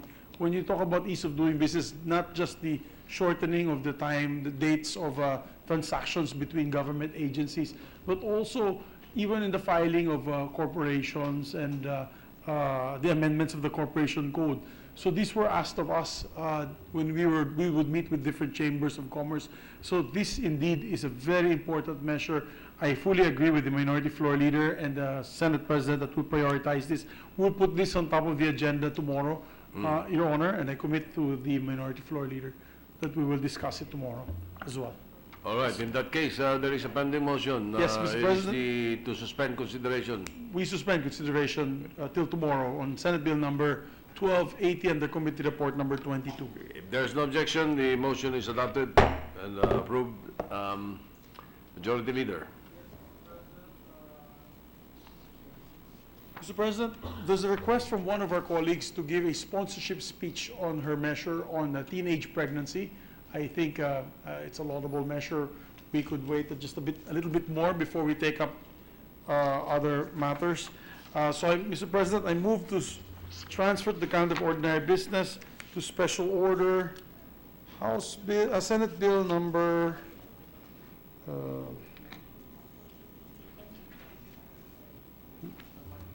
1558. Sorry. My apologies. 1888, under committee report number 400. I so move, Mr. President. Any objection? There being none, consideration of Senate Bill 1888 is in order. Mr. President, I move to recognize the good sponsor, Senator Risa Ontiveros, for her Senator sponsorship. Risa Ontiveros is recognized to sponsor the measure. Salamat po, Mr. President. Magandang gabi po sa ating lahat. Around the globe, 16 million adolescent girls aged 15 to 19 years old give birth every year. Over the same period, approximately 1 million young girls aged 15 years old and below, children in every sense of the word, give birth. My dear colleagues, from the time we started our session today up until the time we finish it at about 7 p.m. or so, 240 Filipina girls aged 19 and below will give birth. By the time another day passes, 600 babies will be born to young girls. Our young parents are getting even younger and growing in a number we have never seen before, Mr. President. In 2012, 2,815 girls aged 15 to 19 years old gave birth to their third child. And 12 girls younger than 15 years also bore 3 children. In the same year, 302 girls aged 15 to 19 years old gave birth to their fourth child, and 60 girls in the same age range were already mothers to 5 children. At an age when they should have been busy going to school and worrying about school projects, they were burdened with the heavy responsibilities of parenthood. These are the numbers of the girls who gave birth and lived to tell the tale. But the gift of life sometimes comes at the cost of death. In 2012 alone, 128 per 1,000 Filipinas aged 15 to 19 years old died giving birth, while 255 per 1,000 girls aged 20 to 24 died in birthing rooms around the country. In fact, globally, the number 1 cause of death for girls aged 15 to 19 is not AIDS, not hunger, not even war. It's childbirth. With these horrific numbers in mind, the Committee on Women, Children, Family Relations, and Gender Equality finds it of great importance and necessity to sponsor Committee Report number 400, or SB 1888, entitled The Prevention of Adolescent Pregnancy Act. This committee report consolidates Senate Bill 1154, or the Young Women's Refuge and Assistance Act, filed by Senator Nancy Binay, and Senate Bill 1482, otherwise known as the Prevention of Adolescent Pregnancy Act, filed by yours truly. This committee report was carefully written in order to ensure that it is a legislation that pushes for the rights of adolescents and their evolving capacities, one that is rooted in the principles of human rights and supported by interventions backed by evidence.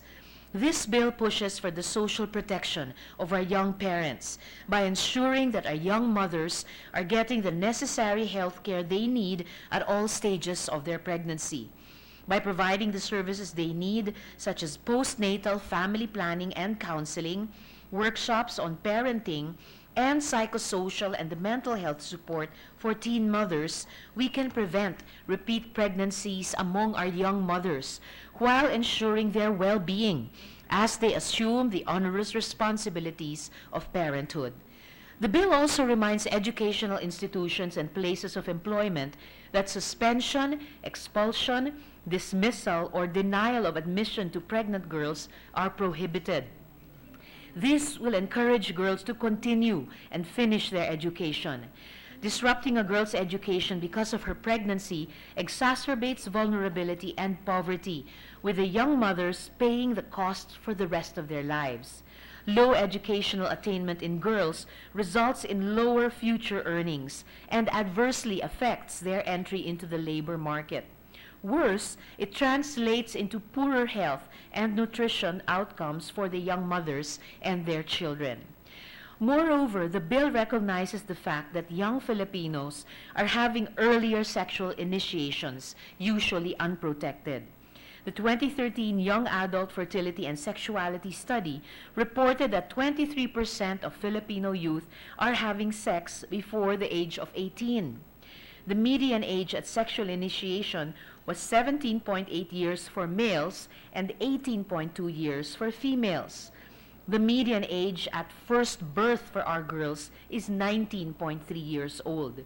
This bill recognizes this reality and has made measures to equip our children with the knowledge and guidance to make choices that they believe are the best for themselves. Schools, parents, and guardians are recognized as important sources of unbiased and scientifically accurate information on sexual and adolescent reproductive health, and as such are respectively capacitated and trusted to deliver the correct and necessary information to our teenagers. Numerous articles underline the fact that so many girls are strangers to their own bodies, who do not know that it is possible to refuse having sex, that it is not right when you are pushed to have sex, that sex can lead to having babies. You have the story of Dindin in 2015, who got pregnant at 14 during her first forced intercourse. At 17 years old, she had already had 3 miscarriages. We have the story of Angela, whose sexual initiation story also includes a partner who insisted on her having sex even while she was pushing him away. She is now the mother of 4 and doesn't want to have any more children, children whom she admitted don't have anything to eat at times. We want to prevent more stories like these from happening, Mr. President.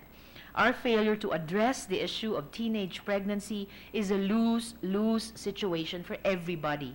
It perpetuates the intergenerational cycle of poverty and robs our children of their childhood. We want our children to be children and to actually have a childhood, Mr. President. It is our duty, not only as legislators, but also as parents, to equip them with the knowledge they need to navigate the new and seemingly vast terrain of puberty and reproductive health, and to guide them as they grow into an adulthood that is not jarred by the expectation of parenthood. Maraming salamat po.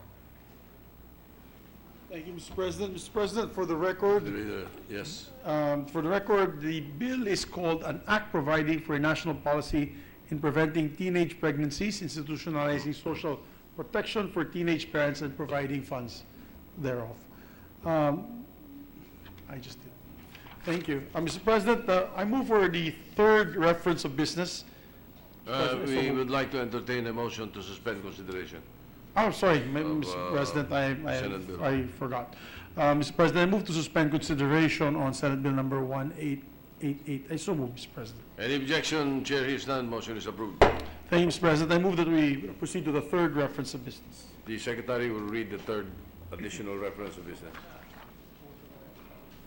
Bills on first reading, Senate number 1893, entitled An Act Redefining the Prohibited Act of Premature Campaigning, accordingly amending Sections 79, 80, and 81 of Batas Pambansa bilang 881, otherwise known as the Omnibus Election Code of the Philippines, introduced by Senator Laila M. De Lima.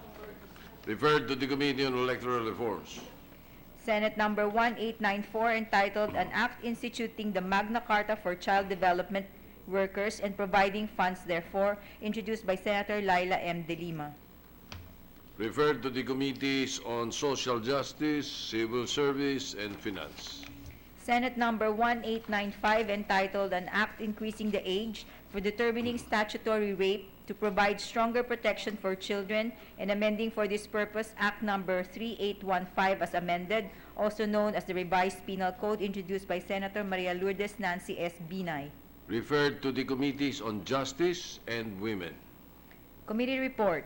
Committee report number 401, prepared and submitted jointly by the Committees on Health and Demography, Ways and Means and Finance on Senate Number 1896 with Senators Ejercito, Binay, De Lima, Villar, Angara, Ontiveros, Recto, Villanueva, and Gatchalian as authors thereof, entitled An Act Instituting Universal Health Care for All Filipinos, prescribing reforms in the healthcare system, appropriating funds therefore and for other purposes, recommending its approval in substitution of Senate Numbers 1458, 1673, and 1714, taking into consideration Senate Number 60 and House Number 5784, sponsor Senator Joseph Victor Ejercito.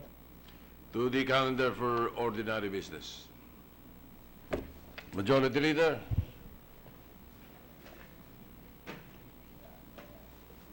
Thank you, Mr. President. Mr. President, with no other matters, I move that we adjourn session till 3 o'clock tomorrow afternoon, Tuesday, July 31, 2018. I so move, Mr. President. Is there any objection?